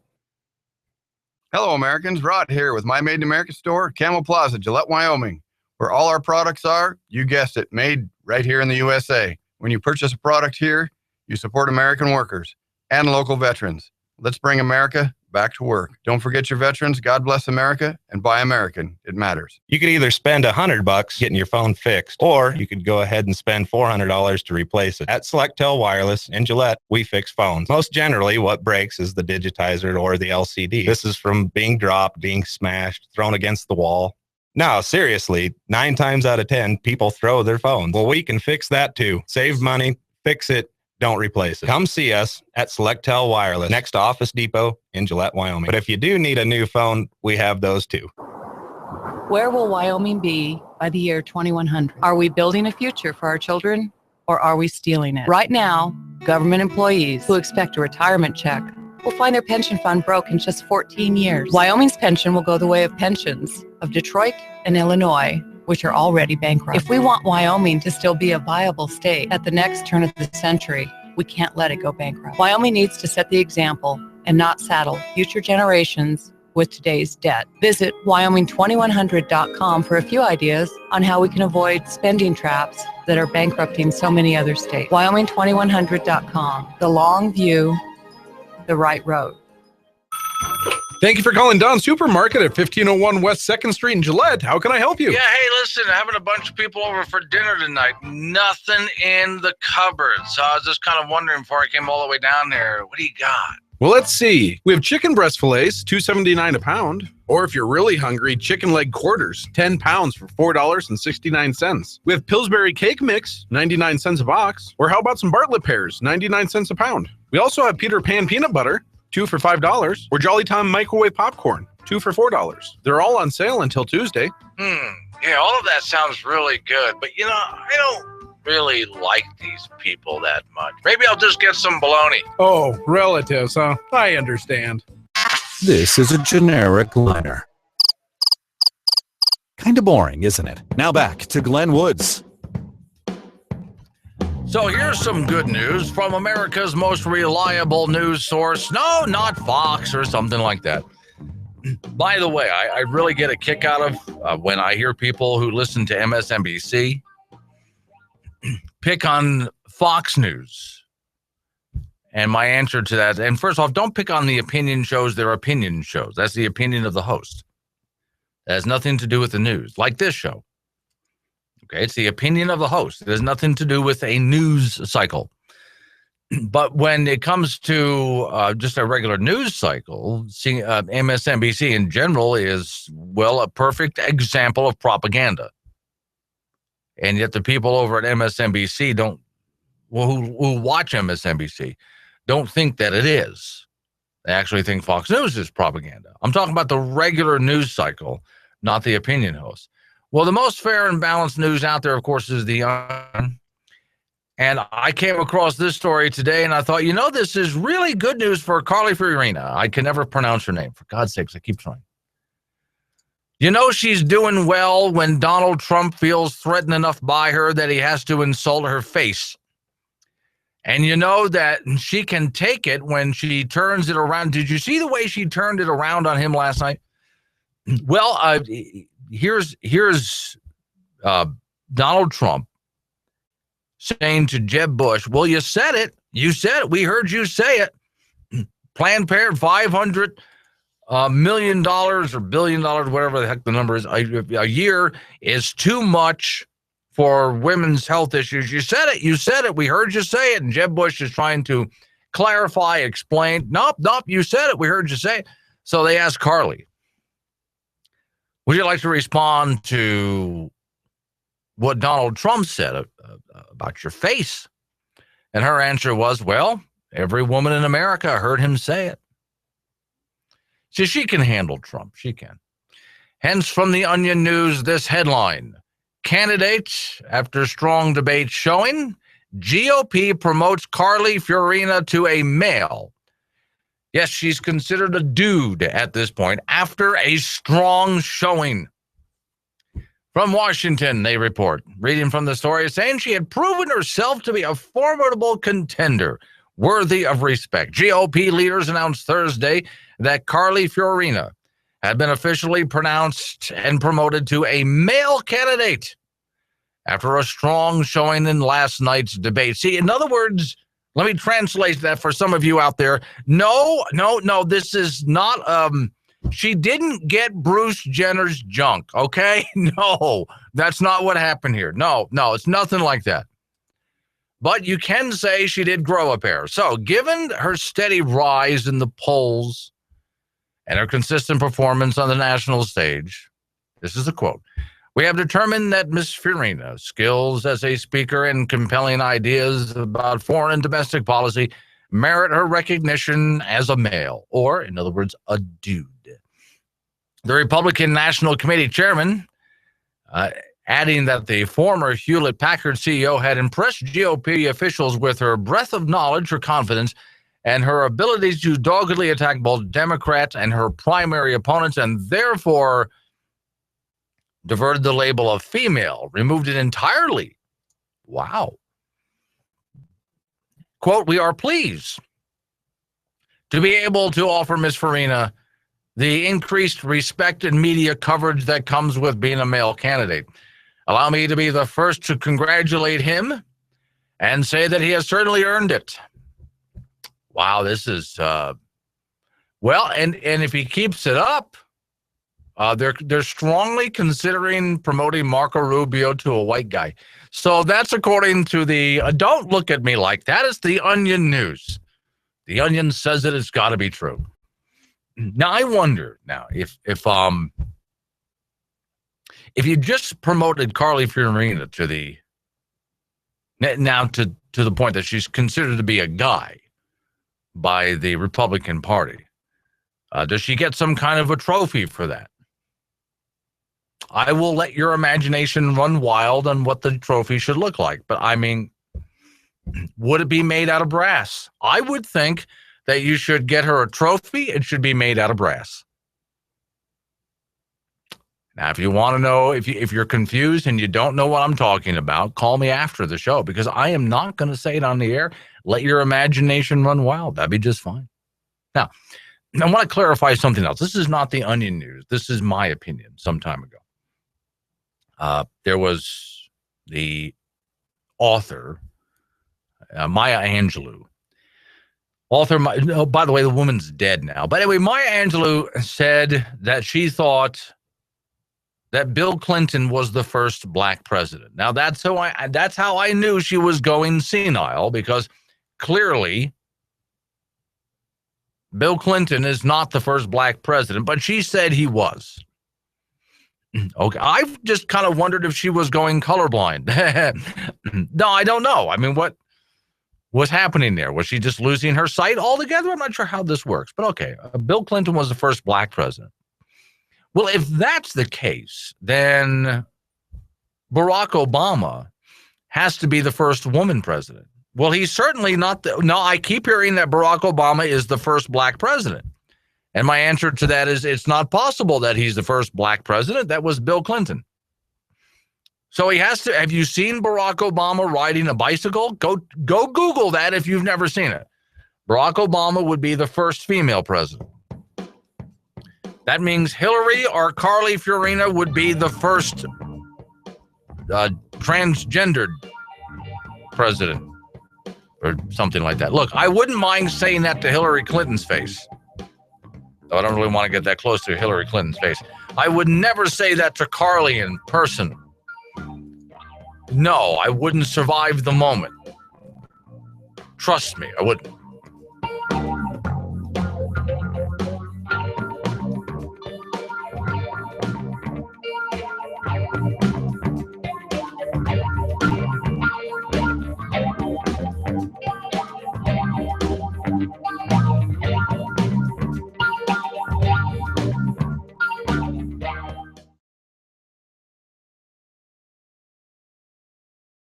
The West. We moved here to be free, to get away from overbearing government rules, regulations, taxes, and to secure our liberty, except that they found us. So we have to restore the West to what it was meant to be, and we have a plan. Sorry, sir. You don't speak English. You in Mexico. You make a wrong turn. Let's move them along, folks. Herd them on through. Hey! Can't you read, boy? No goods, no service. Where's your sidearm? Whenever you come across a California license plate or someone from the East Coast like Massachusetts or New York, do whatever you can to keep them moving. Sorry, sir. Wyoming has declared California license plates illegal. So has Montana, South Dakota, North Dakota, and Nebraska. I'm afraid you can't stop until you get to Illinois. Yes, the West will be the West again. As soon as we run off all the bleeding hearts, and we're working on it. Help us out, won't you? Brought to you by the Restore the West Foundation. Hello, America. Have you had enough of the NSA spying on you? Would you like to get a little revenge? Well, how would you like to join us? As the ASN, the American Stalkers Network, is looking for creepy people to out-creep the creeps at the NSA. And if you're one, or you just want to out-creep the federal government, we would like to talk to you. Do you like stalking and hacking on computers? Do you like the idea of staring into a 20th floor city apartment window with a drone camera? Does digging into a complete stranger's personal information excite you? What if that stranger worked for the NSA? Now you're talking. Would you like to take that personal information and turn it over the blogosphere? Or maybe the IRS? If so, give us a call today, but use a payphone in another state. Oh, and if you've been convicted of unwanted groping, we're going after the TSA next. Do yourself a favor. Don't just listen to the show. See what Glenn's talking about at boldrepublic.com. There you can watch the show live on YouTube or download the show and listen to it later. Now let's get back in there. Here's Glenn Woods.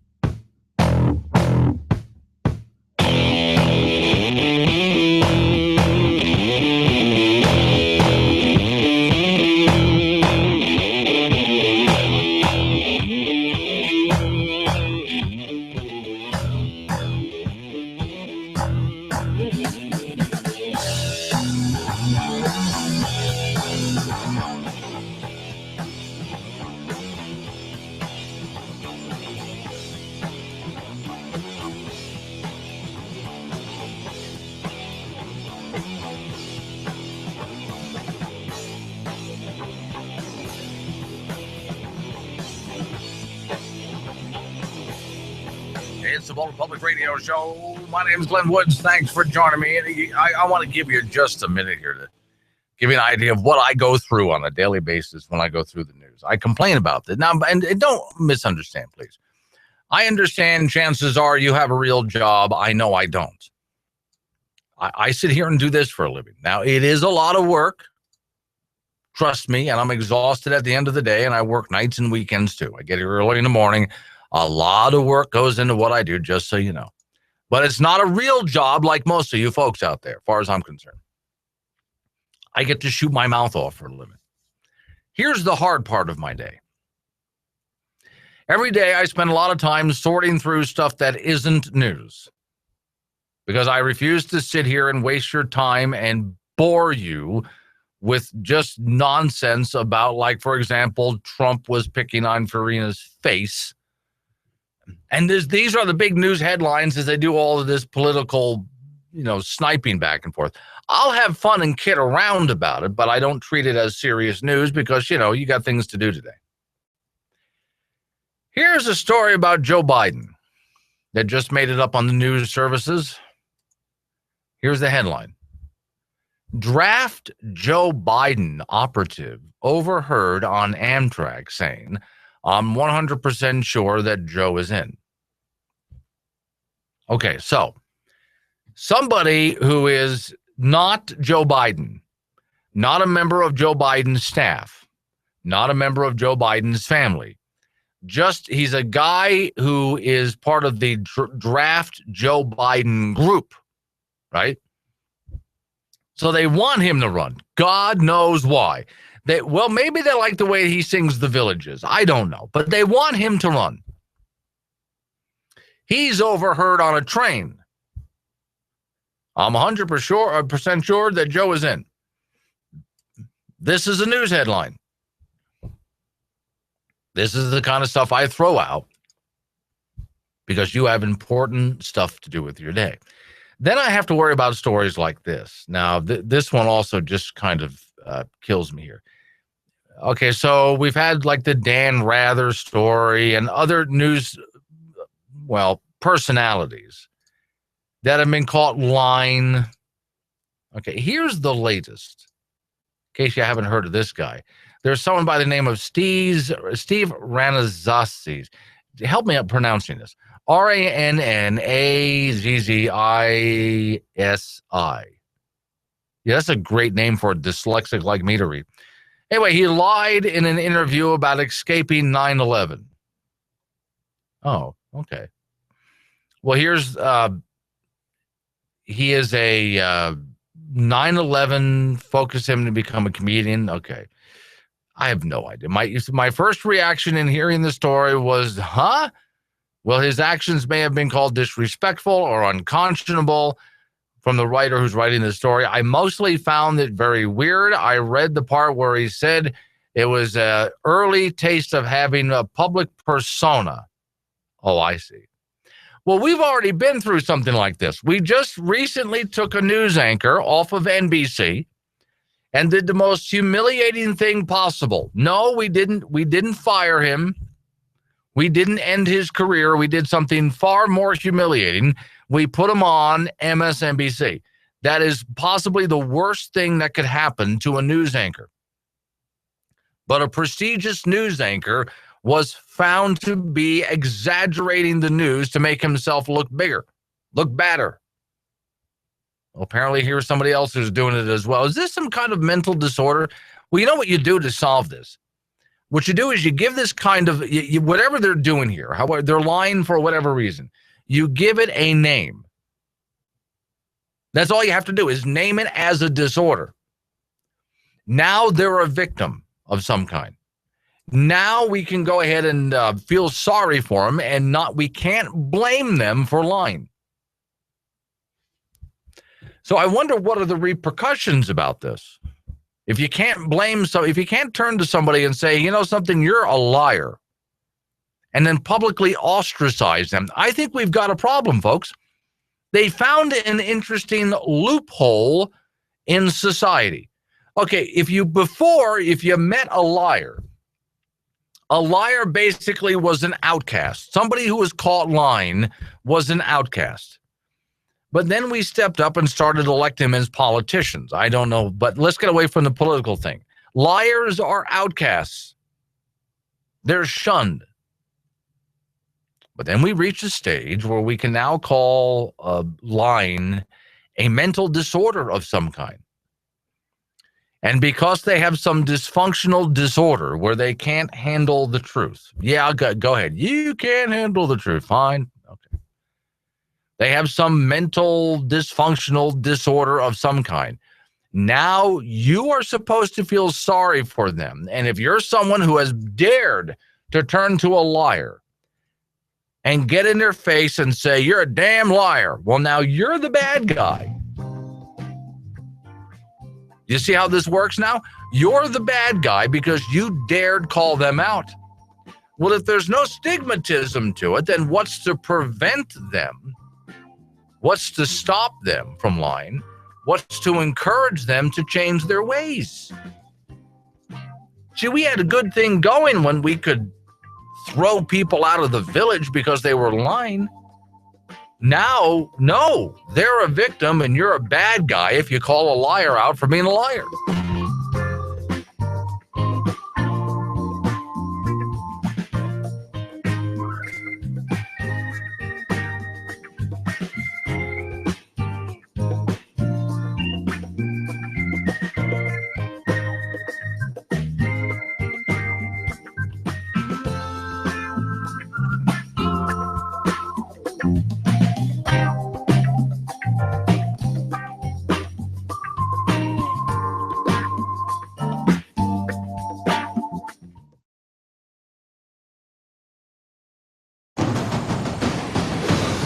Monsignor Charles Pope, a popular blogger and priest in Washington, D.C., is pushing back against the tech giant, tweeting, quote, Facebook is demanding that I supply a government ID proving that my name is Monsignor Charles Pope.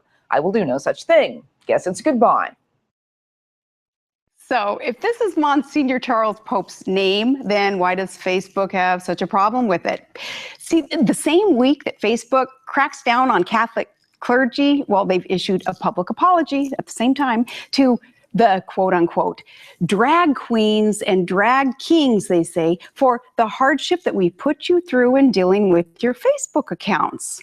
See, Facebook picks and chooses who gets to log on under what name. They don't let priests log on using their names, but they do make an extra effort to welcome others. Well, Facebook owner Mark Zuckerberg, he is stinking rich. And it's because we drive traffic to Facebook and his wallet. And then he turns around and he donates millions to liberal causes. Recently, about $1 billion worth of shares to Planned Parenthood supporters. Well, joining me from New Orleans is a Georgetown-educated attorney, also an avid hunter and fisherman, you know, one of those clinging to his guns and his religion. He's another church leader, Monsignor Christopher Nolte. And Monsignor, I thank you so much for joining us. And please let us know what is going on with this new Facebook policy. And I do find it interesting because, did you know, I can't even log on to my own account either. They think I'm faking my name, I guess. What's with this policy? Well, it seems like there's a policy. My theory on it is Facebook really wants to become one of these portals whereby you have your authentic name in Facebook and then they allow you to use your Facebook credentials to log on to other sites. So what they're trying to do is to get your government ID name. Priests, most places don't allow you to put your priestly title on your driver's license or on your passport, and that's basically the line that Facebook is taking. However, you can go on Facebook and see all kinds of foolishness names. It seems to me recently this has been applied selectively to people using father or sister or Monsignor. Now, if you're a drag queen and you want to go by Sister Mrs. something, that's fine. But if you're a religious sister and you want to put sister in your name, that's what they're going after. So it seems to me like selective application of the rule. Well, I'm glad that you explained that that's the significance of our mentioning the drag queens and drag kings that Facebook apologizes to, but then still bans you all from using your appropriate titles. Why is it important for any member of the clergy to use your titles? Well, for us as members of the clergy, we don't see it as just a title. We really see it as our identity, our priestly identity or religious identity. It's a commitment that we make that would be like before when I practiced law, attorney Christopher Nolte or Christopher Nolte Esquire, that just connotes what I do. But whereas priests and religious really see it as who they are. And so my identity as a priest, now I have an honorific title, Monsignor, and that title was given to me directly by the Holy Father. So that has significance to me, that it was by using that title, I'm recognizing this honorary title that the Holy Father gave me. But it goes to our identity. And the truth is, if Facebook really wants us to use our name on Facebook that we go by every day, everybody calls me Monsignor Nolte. Right? My mom and maybe my sisters will call me Christopher. Some of my old friends will call me worse, but I go by Monsignor Nolte. That's who I am. Okay. Oh, thank you for explaining that further, that is your identity. I hear that you and others are tempted to quit Facebook if they don't change their ways. Really? You bail from Facebook? Yeah, well, the truth is that nowadays there's a lot of social media sites. I originally got on Facebook primarily just to see things that my friends had put up. After a while, and once I got an iPad, it made it very easily to scan. I can like news outlets and I can use it like a news feed. And I found it's good for evangelization. But the truth is they're not the only game in town these days. And if Facebook wants to drive people like me and other priests and religious away, we'll find another way. In fact, somebody sent me recently about a new social page just for Catholics called Awestruck TV, awestruck.tv. And it's basically a Facebook model, but it's people, who are talking primarily about Catholic issues. And that's kind of what I go on there. I want hard news. I want what's going on in the country.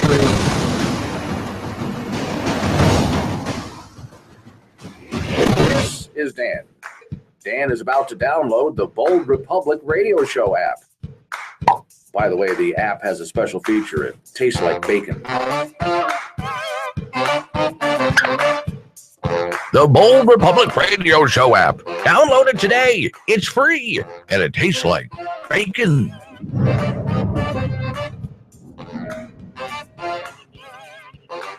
Product is good. The health insurance that's being provided is good. It's high quality, and it's affordable. A broken website, and now cancellation notices from insurance companies, followed by sticker shock over higher prices for the new plans. It's directly at odds with repeated assurances from the president. You've got health insurance, you like your doctor, you like your plan, you can keep your doctor, you can keep your plan. And because of Obamacare, they are not being able to keep it. To me, that is a lie. I don't have my insurance company that I love. I do not have the medical policy, the health policy that I love and trust. And now, if I go on a health exchange, I have to choose between my doctors. And those who've already had a chance to enroll are thrilled with the result.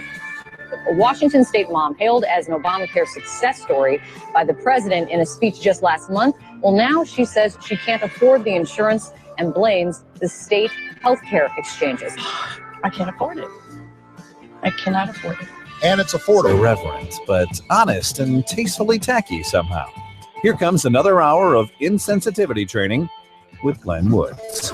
Okay, this is not some radio contest here. This is a contest that actually comes from the UN. Yeah, United Nations. You can win a trip to Paris. Hold on, it's not what you think. Well, all right, if you've been listening to the show long enough, whenever I have an opening like that, and I always end it with, hold on, it's not what you think. How often do I say that to you? Okay, now, here's the disturbing part. If it ever is what you think, then you are starting to think more like me. Stop it. You don't want to go there. For the love of God, stop. All right, so, no, you don't want to okay, here's the story. The UN has decided to bribe writers to make up climate change stories. And the best story gets a trip to Paris.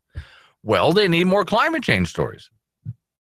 The weather, despite what you're being told, the weather is actually calmer and more mild. It is not whacked out, weird, wild weather. We're not having more tornadoes than ever before, more hurricanes than ever before, more wildfire. Yes, droughts. I got a kick out of listening to the EPA chief speaking a little while ago, Gina McCarthy. Well, there's droughts in the world. There's always been a drought somewhere. Dear God, the Middle East is one of the longest running droughts in the history of droughts. Do you think the Middle East always looked like that?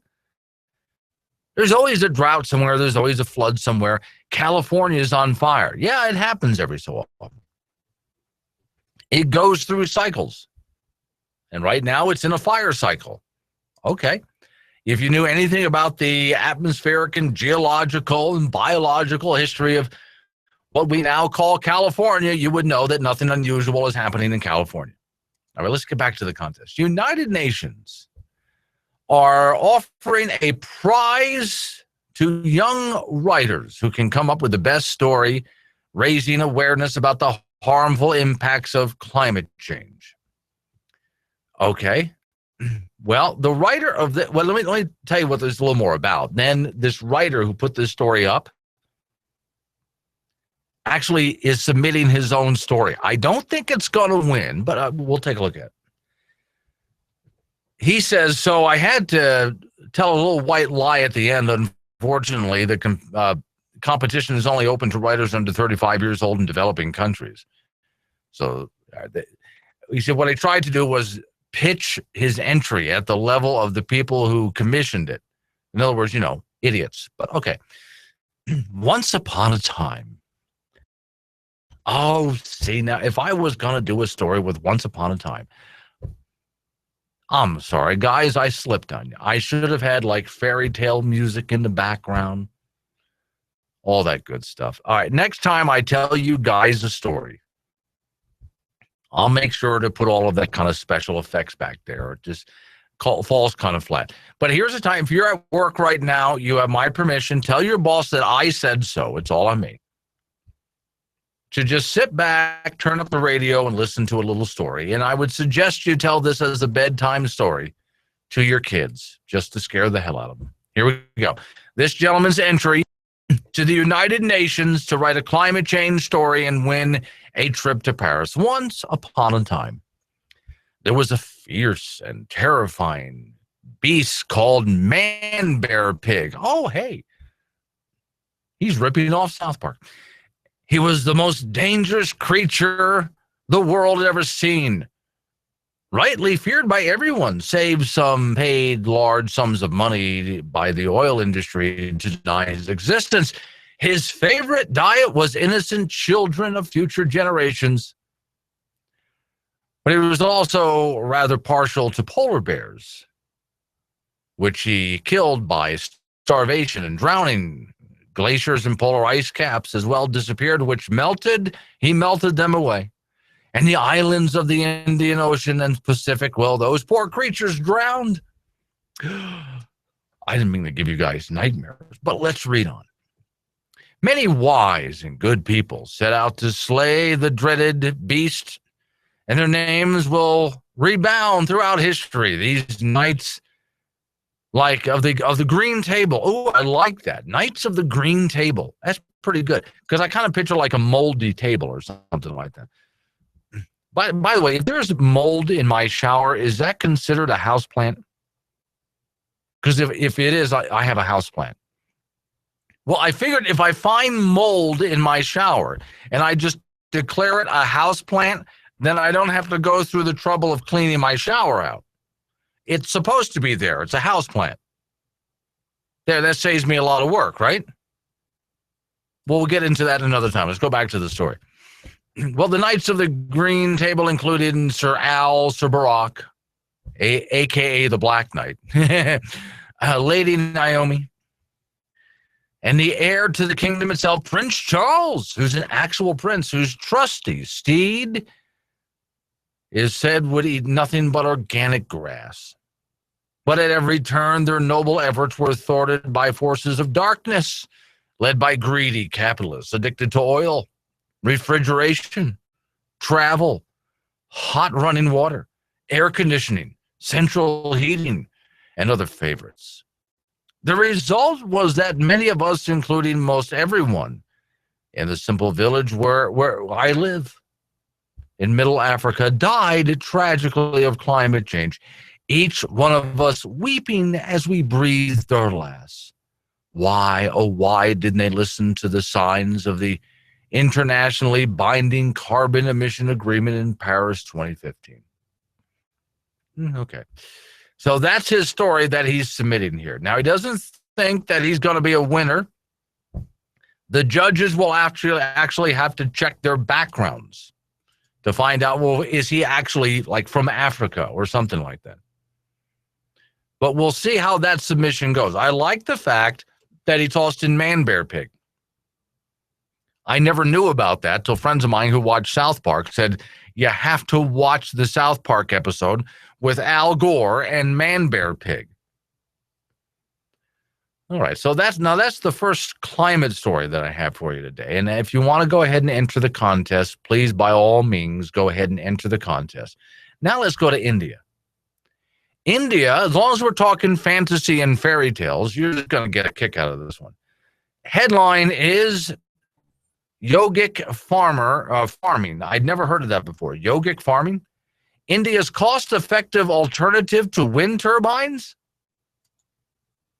Okay, trust me, as bizarre as you think this story is, you have no clue how bizarre this is. But once again, we're dealing with people not grounded in reality. Here we go.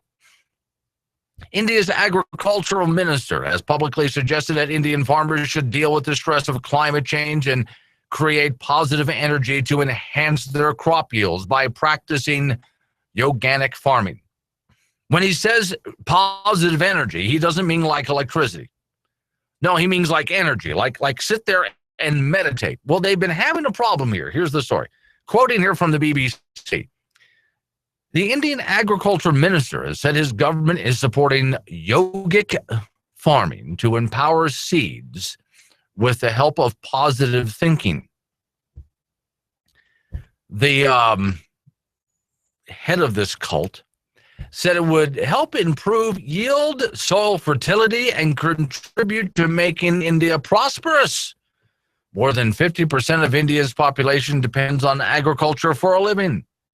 But farming in India has been going through a crisis in recent years, with thousands of farmers killing themselves in despair over poor harvests.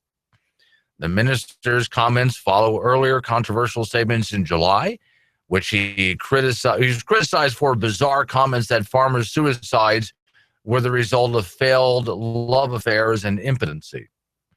Okay, so you might at first laugh at the idea and suggestion you feel sorry for these farmers, especially the ones who are going to sit in the middle of their fields and just meditate away all of their problems. Well, okay, the yoga may actually have some positive health benefits, the story says. Unlike wind turbines, which have been potentially implicated as the cause of serious health problems, not just for human beings, but for birds and bats, running a few yoga classes is a lot cheaper than building wind turbines. Now, I wonder, as I read the story, because that came directly, what I just said there came directly from the story. I wonder, rather than spending billions of dollars on wind turbines, which are not working and killing birds and bats in droves, what if we can just get them to sit and meditate for a while? Just get the liberals out there to sit in the middle of a field somewhere, cross their legs, and harmonize with nature or something like that, with Mother Gaia. Do you think maybe then they can find some solution to this problem? Okay, now, on that note, since I'm working with climate news, if you've never been to Climate Depot, go to Climate Depot. Oh, by the way, 18 years and 9 months without any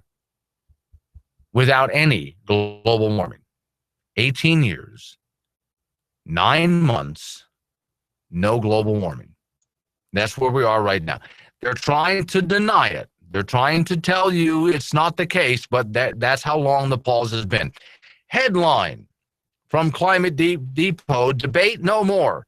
Jailed for scientific dissent, 20 climate scientists, including top UN scientists, call for RICO investigation of climate skeptics in a letter to Obama. Wow. They actually want anyone who out there who's considered to be a skeptic to be under the RICO Act, to be investigated, which would lead to criminal charges. Well, hold on a second now. Okay, if that's where you want to go, I'd like to see you that, and I'm going to up you one. We've gone through ClimateGate, where we found their emails. We found the emails of top scientists like Michael Mann and other such people like that. Climate Research Unit in East Anglia and other such places. That where they've actually been, they were talking with each other about rigging the numbers, inventing numbers, their failed climate models, et cetera, et cetera, et cetera. All right. We would like a criminal action filed against them. How about all of the scientists who have taken now billions of dollars over decades, and none of their climate models have panned out? None of the research actually brings the results that they're claiming. After decades of giving these people money to find out that their predictions never come true, at what point do we finally investigate them under the same RICO Act? I would like to know. We had some global warming. If we had some global warming, it wouldn't be 20 below. It wouldn't be 20 below. If we had some global warming, if we had some global warming, I wouldn't be shoveling snow. I wouldn't be shoveling that blasted snow.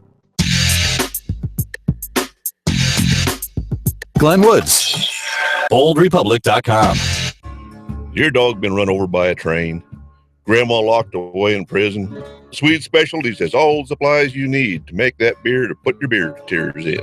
Sweet Specialties has something for everyone with a broad selection of home brew and winemaking supplies. Give Sweet a call, 686-0588, or go to sweetspecialties.com.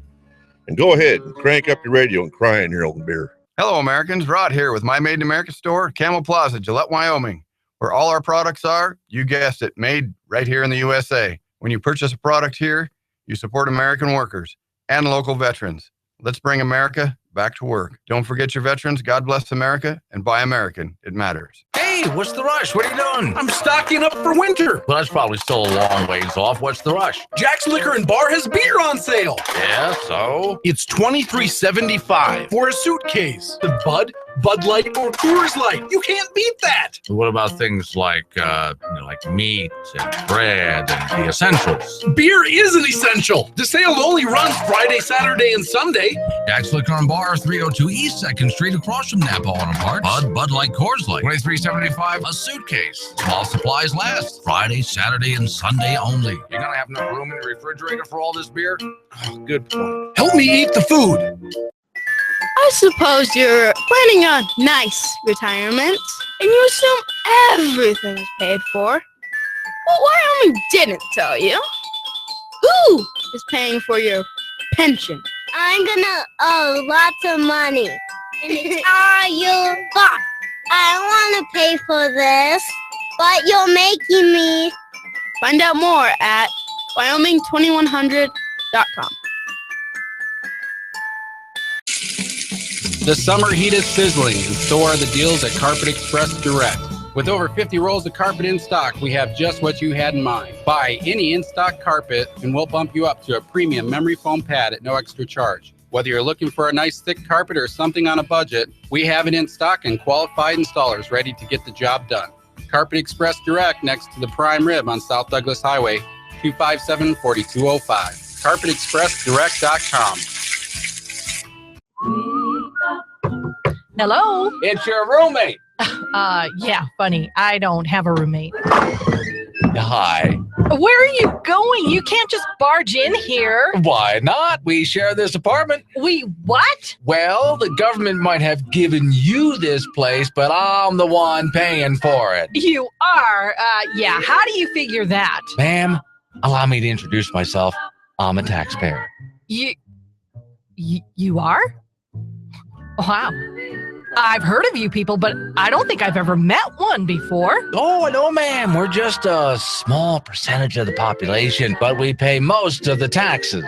So you're the one paying for all this stuff? Yes, ma'am. I pay for your house, your food, electricity, my cell phone, my car, my gas. That's why I'm here. I still don't understand. Well, you see, I pay so much in taxes, I can't afford any of this stuff myself. They've given it all to you. So I guess we're just gonna have to share. Well, but Look, where are the car keys?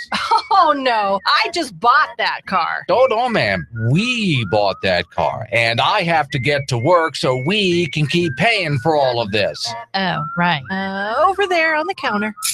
See you at dinner. Oh, and since I'm paying for all this, I'm taking the master bedroom. Oh.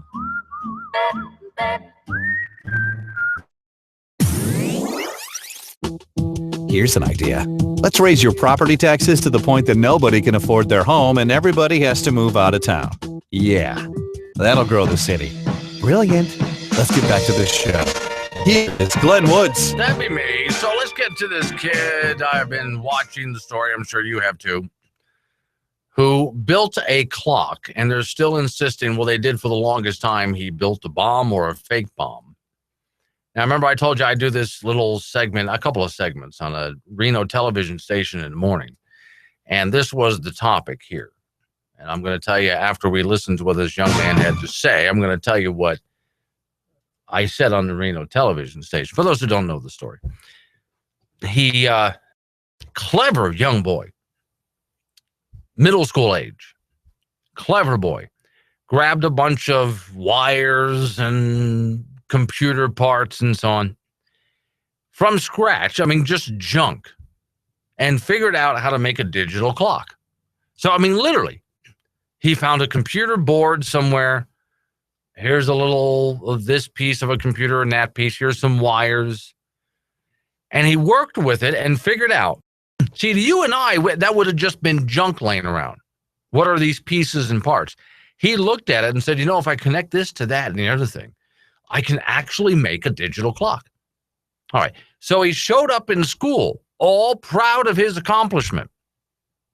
Now, I'll admit in this day and age, there's some people who kind of freak out and panic because, you know, terrorism. And so he presented it to his teacher, all proud. It was in a box. So you see a box with a bunch of wires hanging out of it and a clock on top of it, a digital timer ticking away. Someone might look at that and go, oh my God, it's a bomb. Well, of course, you know the rest of the story. Sing along if you know the words. Police are called, fire department, yada, yada, yada, yada. Okay. So he just made a public, this young man, and I'll give credit where credit's due. The president has invited him to the White House. This young man has just made a public statement. Here's that statement right now. Assalamu alaikum.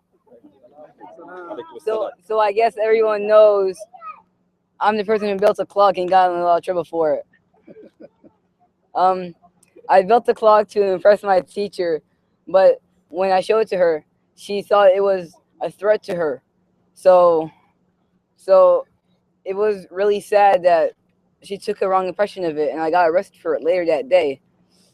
But since the charges have already been dropped, I will have to say that I really want to go to MIT and TAMS, and I'm thinking about transferring schools from MacArthur to any different school. And thank you to all my supporters on Twitter, Facebook, all social media. Thank you all for helping me.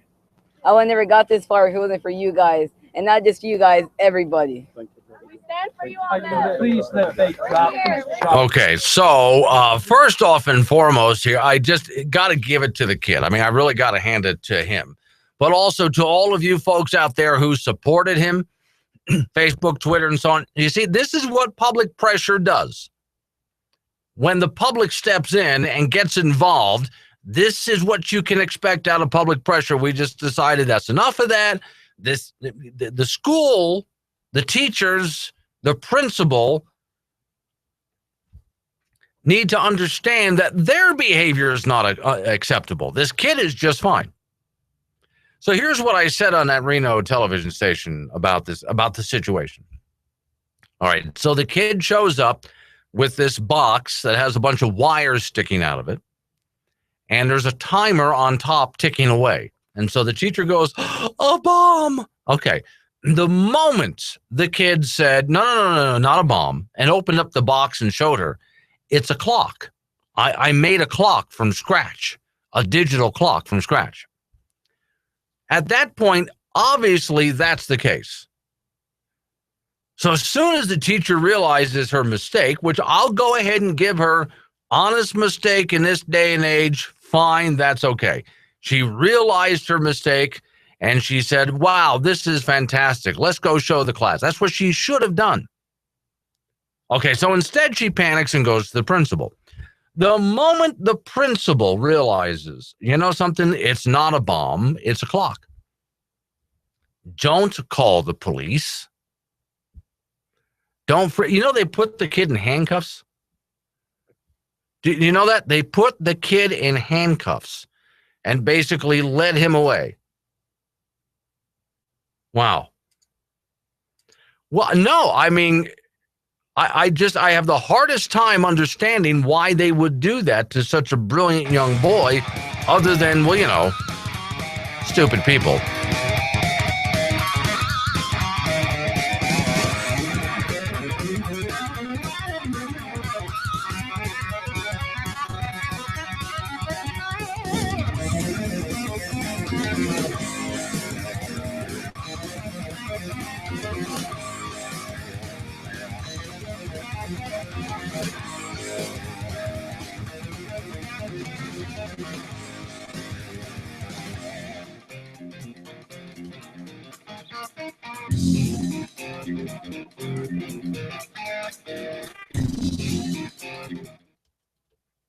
Viridian Dynamics. Did you ever want to give birth to a beautiful baby, even though you're a guy? We're working on it. Viridian Dynamics. Pregnant guys. To find out more, go to viridiandynamics.com. Hello, my name is Carl, and I'm running for Congress in your district. I'm not an expert in anything. Nothing. Not a thing. But I sure know how to look like I know what I'm talking about, and that's why I'm electable. I'm not an expert on guns, or finance, or science. Heck, I flunked science in school 3 times. I know nothing about automobiles or engines of any kind. I know nothing about energy, gas, coal, oil, green energy, whatever that means. I've never held a gun in my life, and actually I'm kind of scared to. But if you elect me into office, I promise to pass laws regulating everything that I know nothing about. I promise to act like the expert that I never really could be, because I cannot pass the test to get a job in that field to save my life. But I can regulate it. Yes, that's what America needs today. Experts in nothing to regulate everything. After all, isn't that what government does best? High hopes, he's got high hopes, he's got high apple pie in the sky. Hi, this is Sal from the Liberal Clearinghouse, inviting you to come on down and get what you can before it all goes. Remember, the Liberal Clearinghouse is staffed by unemployed college students and Common Core dropouts. So it's pretty much self-serve down here. We have a wide selection of broken wind turbines, solar panels, unsold electric cars. Get them before they catch on fire. For the internet junkies, we have special deals on government-produced internet viruses, surveillance software, and crashed websites. Everything must go. Are you an unemployed doctor or a patient that can't afford an unemployed doctor? We have them both. We have abandoned HUD homes, abandoned tenant houses, abandoned skyscrapers, abandoned cities like Detroit, and abandoned websites like Obamacare. Hurry, hurry, hurry. We are borrowing money from the grandkids tomorrow so that you can afford the subsidies to purchase today. So come see the Liberal Clearinghouse today before it winds up on the scrap heap of tomorrow. Thank you. Remember when the President of the United States promised this? If you like your doctor, you will be able to keep your doctor. Well, now you can.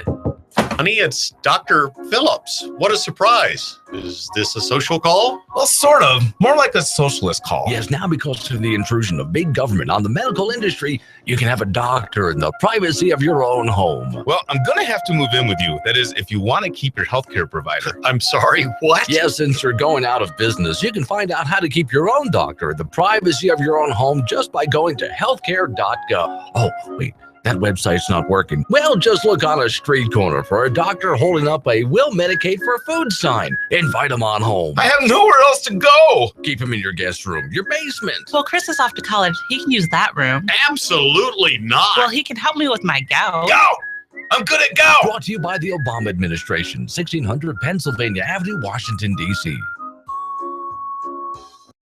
Need to let off a little steam? Yep, that's why we installed phone lines into the studio. Call Glenn now. Bold Republic is on the air. Here's Glenn Woods.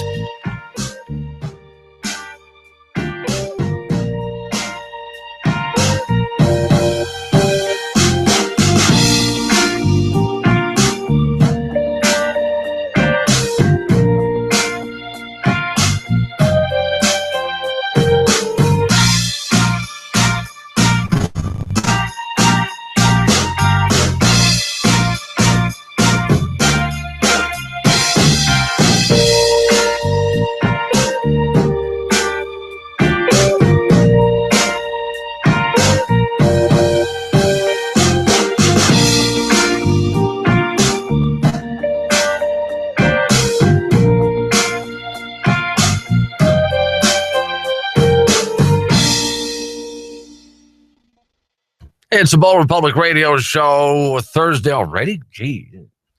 Well, I didn't see that coming. I just already Thursday. Well, I know people who were calling Wednesday, Thursday, and Thursday, Friday, and they're really going to be shocked when they get to tomorrow.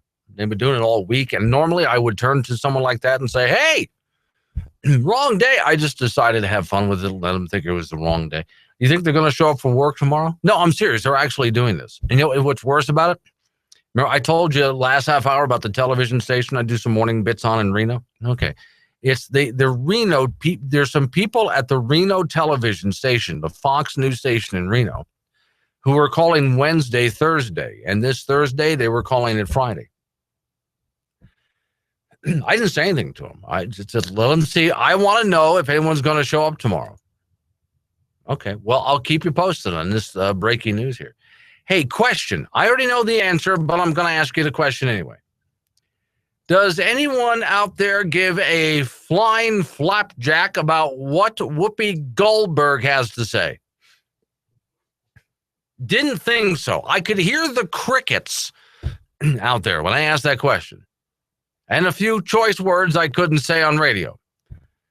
So here, once again, I told you about earlier in the program, there are just some things that I have to say, that's not a news story. Let me tell you about the kinds of stories I toss away so you don't have to put up with them. That's why you turn to this radio show. I'll sort through the news for you. I skip over stories like this just for you. Here's the headline. You're not going to believe this. Whoopi Goldberg trashes Ronald Reagan as not good for the country. Well, okay, if you're talking present tense, he's dead, and that's not very good for the country. But okay. Co-host Whoopi Goldberg on Thursday used the Republican presidential debate as an excuse to trash Ronald Reagan, assuring people he wasn't all that.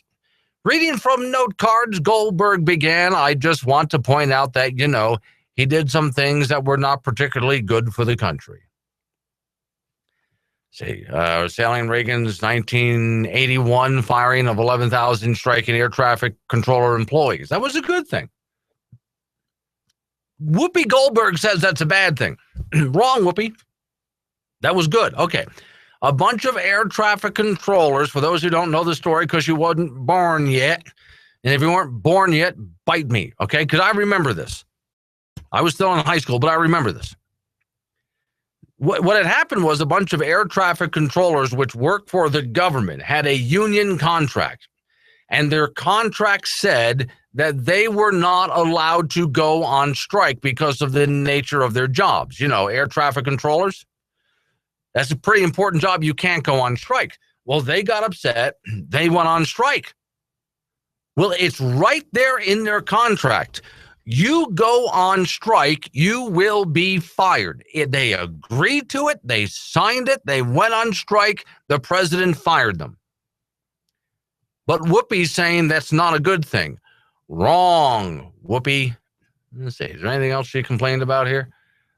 Say Ronald Reagan Library, fine. Of course. By the way, the one conservative on the panel decided to put that in context for Whoopi like I just did.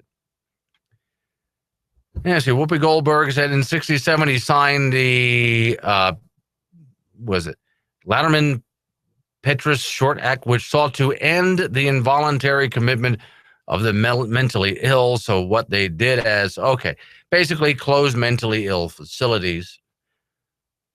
Now, there's also, by the way, that doesn't just go to Ronald Reagan. You have to go look at Jimmy Carter for that as well. Kind of had to do with both of them, just closing mentally ill facilities. So I think the problem was, did you see the way those mentally ill facilities were run back then? It was really a mess. No, it was seriously a mess. It was really bad. We ended up with a bunch of homeless people on the streets because of it, just mentally ill homeless people on the streets. What would have been a better idea was to find a way to close those facilities and open something that was a reformed facility. But once again, why were these facilities for the mentally ill such a mess? Because they were government run. Okay, but back to Whoopi for a moment. Sorry, Miss Goldberg. One, nobody really cares what you have to say. I'm glad she landed a gig on The View and all of that, and she's entitled to her opinion, and fine. Maybe there's a few people out there who actually value her opinion. I don't know of anyone myself. Do you? Yeah, okay. Next thing is, even if you were to find legitimate flaws with Ronald Reagan, and I'm sure you could because you can find flaws with anybody. But it was certainly good to have a president so good after a president that was so bad. And by that, I mean Jimmy Carter was so tremendously, horrifically bad. Thank God the next president was just that good and got the nation back on his feet. And you know what Reagan did for us more than anything? Was he got America believing in itself again. Well, hang on, because a lot of you guys are feeling that way again. Hang on, we'll talk about it next. I'm Professor Burke from Farmers Insurance, and this is 30 Seconds of Smart. So you want discounts on your home insurance? Upgrade your roof. Upgrade your plumbing. Get a burglar alarm. Get a fire alarm. Combine policies with your spouse. Bundle your coverage. Quit smoking. And, of course, talk to farmers, because the more you know about home insurance, the more you can save. We are farmers. Get smarter about your insurance at farmers.com. Stop by and see Lyle Austin, 201 West Lakeway Road in the Lakeway Professional Center, 686-5002. That's 686-5002. Hey, what's the rush? What are you doing? I'm stocking up for winter. Well, that's probably still a long ways off. What's the rush? Jack's Liquor and Bar has beer on sale. Yeah, so? It's $23.75 for a suitcase. The Bud Light, or Coors Light. You can't beat that. What about things like, like meat and bread and the essentials? Beer is an essential. The sale only runs Friday, Saturday, and Sunday. Jack's Liquor and Bar, 302 East 2nd Street, across from Napa Auto Parts. Bud Light, Coors Light, $23.75 a suitcase. While supplies last. Friday, Saturday, and Sunday only. You're gonna have enough room in the refrigerator for all this beer? Oh, good point. Help me eat the food. Stan, why are you wearing a sweater with a bullseye? Because it's hunting season. Right, so... And there are hunters everywhere. Okay, but why the bullseye? Well, if everyone's been shopping at Rocky Mountain Discount Sports... Oh, right, that's bad. The way I figure it, we don't stand a chance. Oh, good point. We don't stand a chance. Might as well give them a clean shot. With everything you need for hunting season, Rocky Mountain Discount Sports, with locations in Casper, Gillette, Riverton, Sheridan, and Cody, Wyoming. Nice knowing you, Frank. You too, Stan.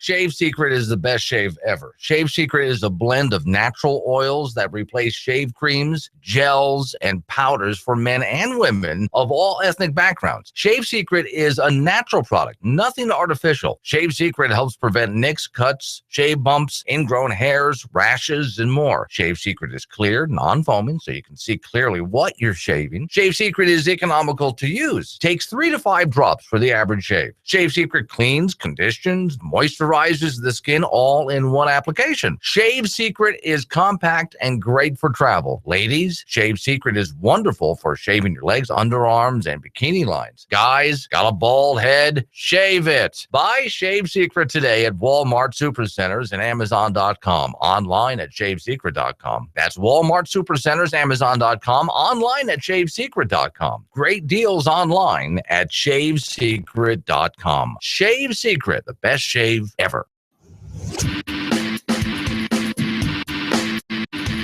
What's a good cup of coffee if you can't spit it across the dashboard now and then, right?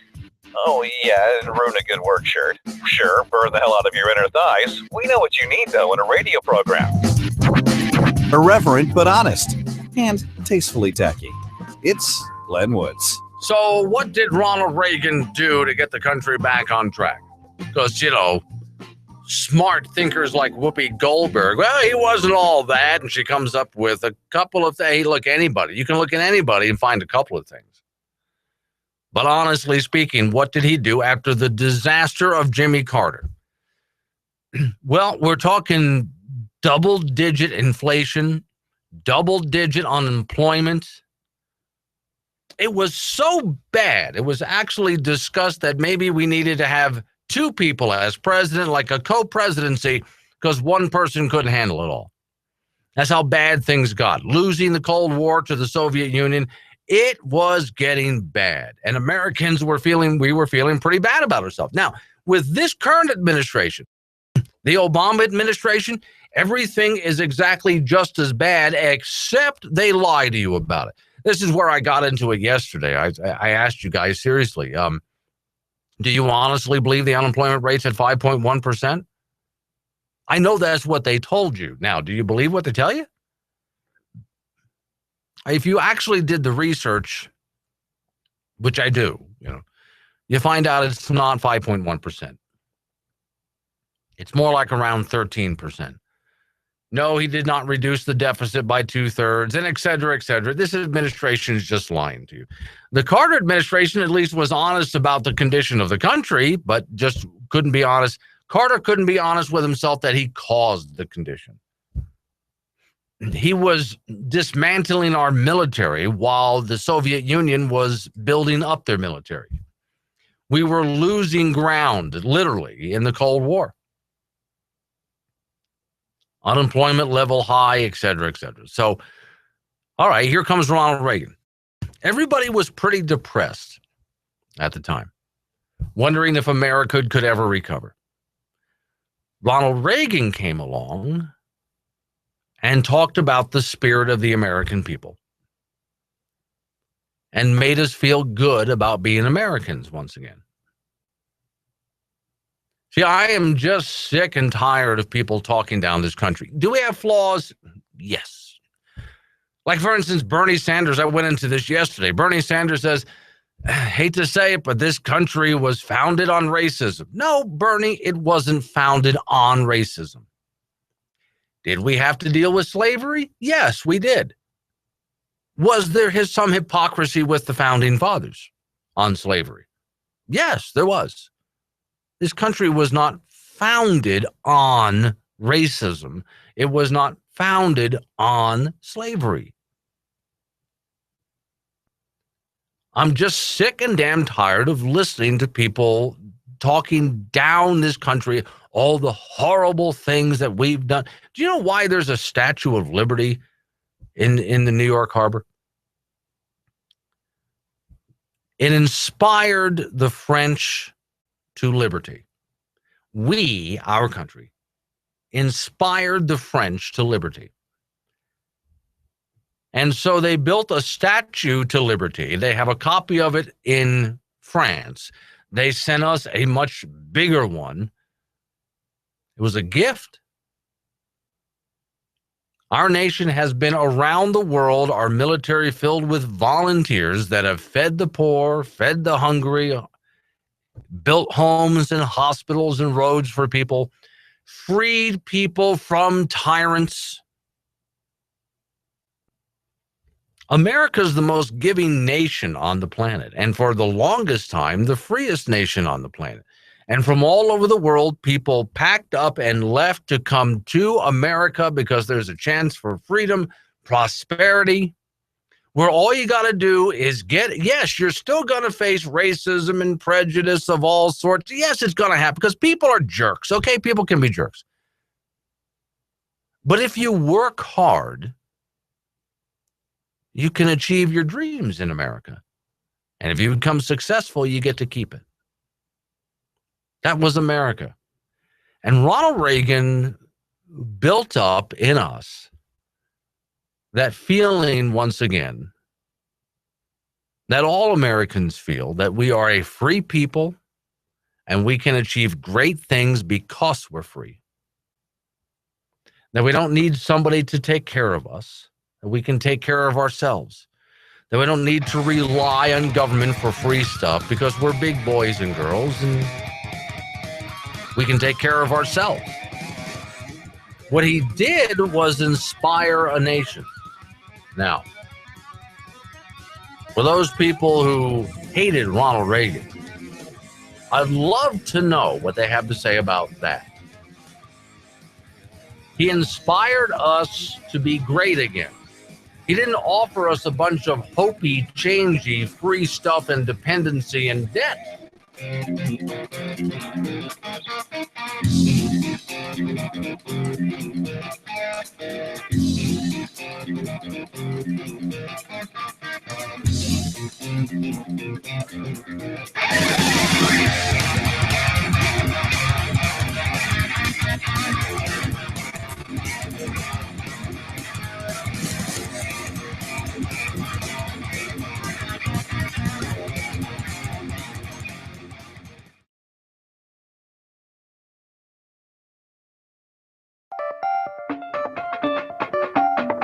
The coal we have here in America, it keeps America's energy secure.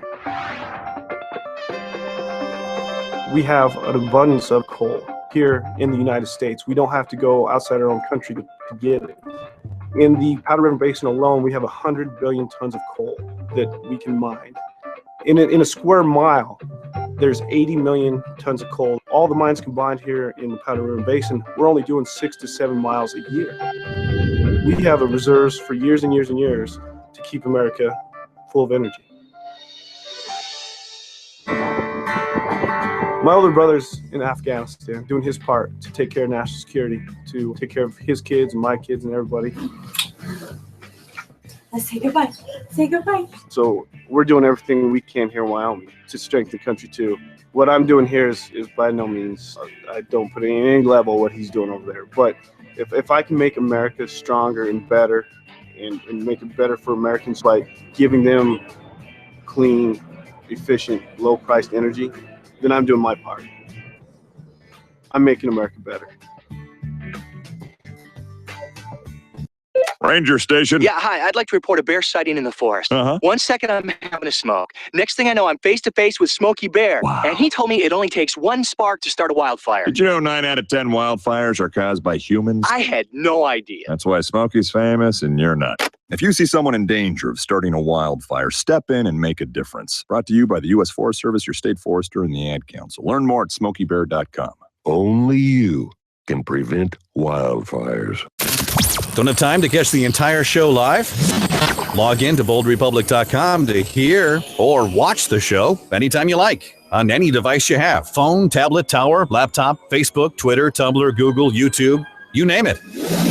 Glenn's jacked in so many ways. He looks like Neo in the Matrix when he woke up in that pod. You know, the goop and wires hanging and they flit. Well, anyway, you get the idea. Not like that. Far from it. Watch or listen to the show when you're able. Any way you like, boldrepublic.com.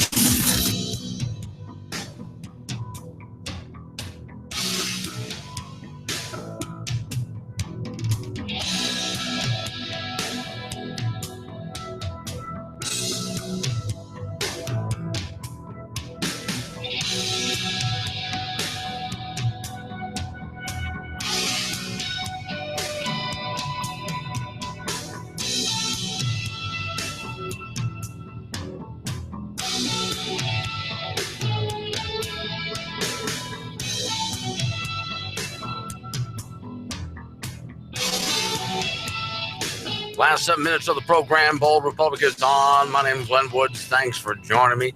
Hey, real quick, before I do this last little bit for you here, it's worth it. Go to the NASA Cassini website. And the Cassini's that probe that just went by Pluto. And just take a look at the most recent photos of Pluto. Oh, dear Lord. Wow. See, I was worried because as the spacecraft went by, it just went by so fast. I wanted them to park it in orbit and we can be getting information for years to come. But do you know it went from the Earth past the moon in 9 hours? That's fast. And then got 20% faster because they borrowed some of Jupiter's gravitational pull to give it a little more of a kick. So when it got out there, it was just going to do a quick flyby and get a bunch of information and keep going. And it took 18 hours for all that information to get back, all of it, to get back to Earth. Because, you know, I don't know if you're aware of this, but the bandwidth between us and Pluto, yeah, it's not all that great. They don't have great internet out there. So it took a while for it to come. Just incredible photographs. So just go to NASA's website and go ahead and take a look at the new photographs are absolutely worth it. And the congressional, if you go to my reading assignment page, boldrepublic.com, reading assignment page, I always have a featured article, usually from the American Thinker, this one from Tim Bird now, the congressional GOP's historic failure. Now, I can get into the story for you and what specifically he talks about. But this brings me full circle to what I was talking about in the first segment of the program today. Full circle in the sense that, you know, what we're looking for, what I'm looking for in a candidate And I just got done talking about Ronald Reagan, so this is what's inspiring me to say this now. See, what I'm looking for in a candidate, first off, is a limited government candidate who understands that the problems are not that we face right now were actually caused by government and are not going to be solved by government. And I'm looking for candidates who understand that. Now, we're talking from Amy Edmonds, Wyoming Liberty Group. And I asked her about schools because we were mainly centering this on schools. And how many of the elected officials in Wyoming trust the people to take school vouchers and go spend it on something that's going to do something that's going to do good for their kids? Homeschooling, private schools, charter schools, whatever. And yes, there are more than, well, she even wanted to talk about that are out there of our elected officials in a state like Wyoming that don't trust the people. No, government's got to be in charge of this. They don't treat us like adults, do they? They don't treat us like we're big boys and girls. See, we need them. If I find some politician who says, I'm going to get you the health care you need, I'm going to make sure that, you have the mortgage that you need, I'm going to make sure that, and they're offering all of these things. So I know life is hard. I get it. We all go through hard times. I get it.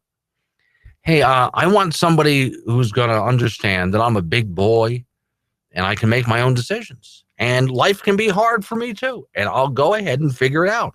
And I don't want a bunch of people that I don't even know telling me how I'm going to fix. First off, telling me what my problems are and then telling me how they're going to fix my problem. Let me get back to Obamacare. It's a great example of that. Government came along and told me that I had a problem with my health insurance. I did not have a problem with my health insurance. My health insurance was fine. Nope, you got a problem and we're going to fix it for you. I don't want your fix. Well, that's too bad. We're ordering you. Well, I'm a free man. You can't order me. So they cancel my insurance without my permission and order me to buy a bunch of stuff that I don't want. And they swear to me it's going to be cheaper, but they lied. It's more expensive than ever before. So I refuse to participate. But you see what I mean? I'm looking for people who will look at me, look at you, and understand I'm a big boy. You're an adult too. Yes, you can make your own decisions, and you'll make better decisions than a bunch of politicians and bureaucrats who have never met you because you know your life. Yes, you're going to make your mistakes. You're going to blow it. But you'll back up and keep trying until you get it right. And that's part of growing up. I think that's part of the key right there, too. Not only do they not want to treat us like grown-ups, but they don't want us to grow up. See, I don't ever want to consider these people our parents, but a good parent understands there's a time to step away, let go, step away, and let the kid make their own mistake so they can figure things out. Well, I am not looking for a candidate who's some narcissistic nincompoop who thinks he's got all of the answers to my life that he has to force me into, even though he's never met me before. But he's got all the answers to my life and he's going to force me into it. I'm not voting for those guys. From the Democrat Party to the Republican Party, I don't care. I'm not voting for those guys. I'm voting for the person who wants to treat me, who wants to treat you like an adult. Now, when I find, oh, by the way, the candidate needs to act like an adult too. All right, so when I find that, I'll vote for the guy. And that's all I'm voting for. I'm not compromising anymore. Tomorrow's Friday. We'll do it all again. See you on Friday. Hope you join me.